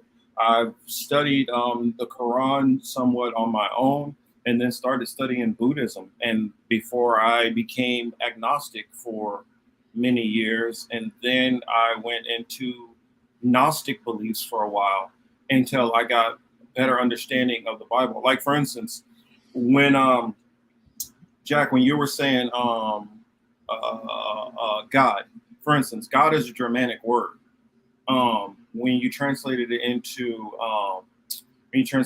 Greek, for instance, for that part of Father and Son, or Father and all these other gods that it talks about in the Bible, it only uses the Father as theon. It uses all the other ones as theos. So Satan is theos. The children of Israel are theos. A king is theos. Moses is theos. A lot of people are called theos. And then when you translate that into Hebrew, God just means a power. So it's the understanding of the actual word. So I've heard you words are spells. You take enough hallucinogens. So it's just all about understanding the. I told you to never talk about the 18th dimension on camera again.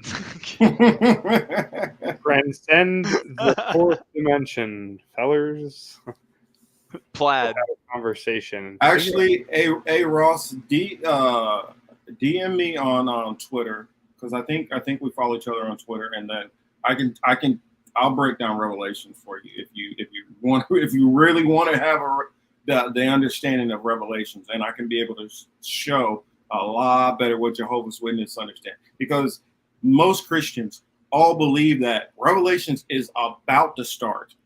We're already in Revelations, and we've been in Revelations for a long time. So I can give you a better understanding on that because I could. Well, and also doesn't that deal with pre and post millennialism, the belief that 2,000 years would be the returning or whatever, some shit. Well, I'm not going to give anybody an exact date on anything. I won't do that because it even says that it even says the Son or Jesus, the Messiah, doesn't even know when he's going to return. Literally, it says an angel is going to basically tap him on the shoulder and say, "It's the time." So he doesn't even know. Only he doesn't even know when he's coming. So we'll leave it at that. Nazi police were part of the canon. Well, and honestly, I think if Rome Jesus wiped came them back, out. he'd be an unhoused person on the street that you didn't give $1 to. Oh, You know what I'm saying? but here's Like, the difference. He's not coming back as who he was when he was first here. He's not coming back as the peaceful. Well, even then, he wasn't this peaceful Jesus everybody's making him into.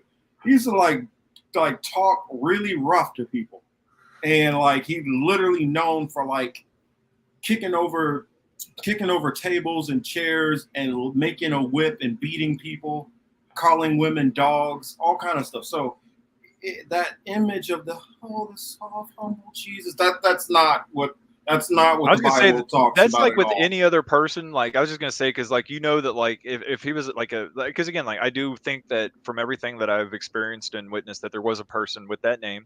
I don't think he was white. I think that's fucking weird to me. First off. No. Well, the Romans, out of the gate, the Romans when I attest saw to that it. as a kid, I was like, I thought he was from, like I'm trying to like my child mind's trying to figure out what I'm seeing because it looks fucking weird. But also, again, like my church experiences were pretty messed up. But that also goes into why Henry VIII was destroying all the iconoclasm. So, and we'll talk off camera. Yeah, that's what I'm saying. Because I was gonna say We're that gets go into in Sol Invictus, and that could be like another 2 hours right there. Yeah, that's what I'm saying. So I know it's getting late, especially for our people on the East Coast. All right, thanks, Cy Lawson, for doing his best to saying. I want to thank Jack and Tell Beyonce Shadowban we said hi. also for hanging in here and for adding some context. And then for next week, we really gonna get into. Oh, I see Slow News Day is creeped into the building. Steve! You're not the only one who knows how to all cap shadow. Yeah, Steve. Only I get to call him that, but I'm fine with you doing it. Yo, Steve, what the heck is going on out there in Vegas, man? What is going on?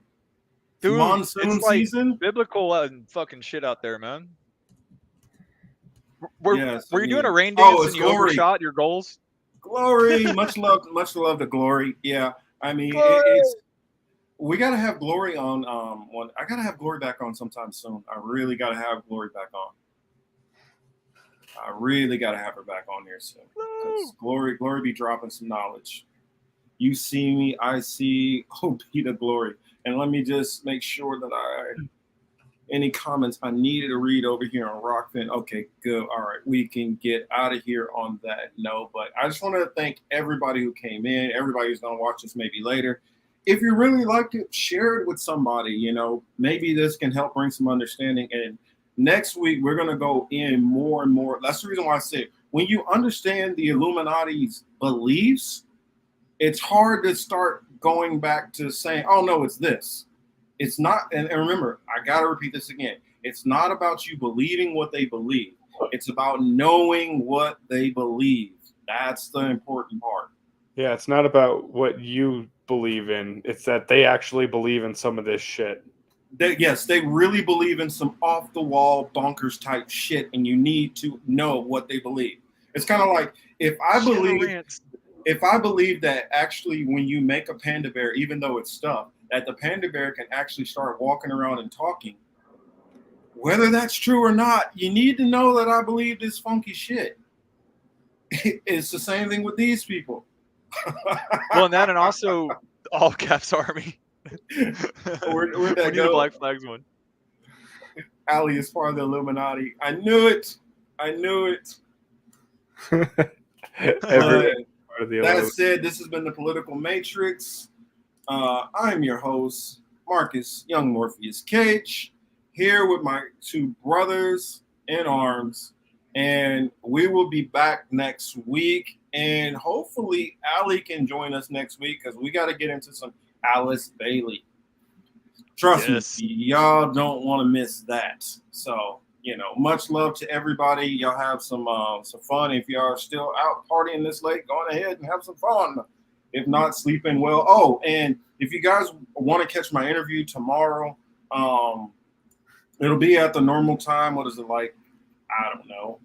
I don't know what time that interview is. Let me go over there and check my channel real quick.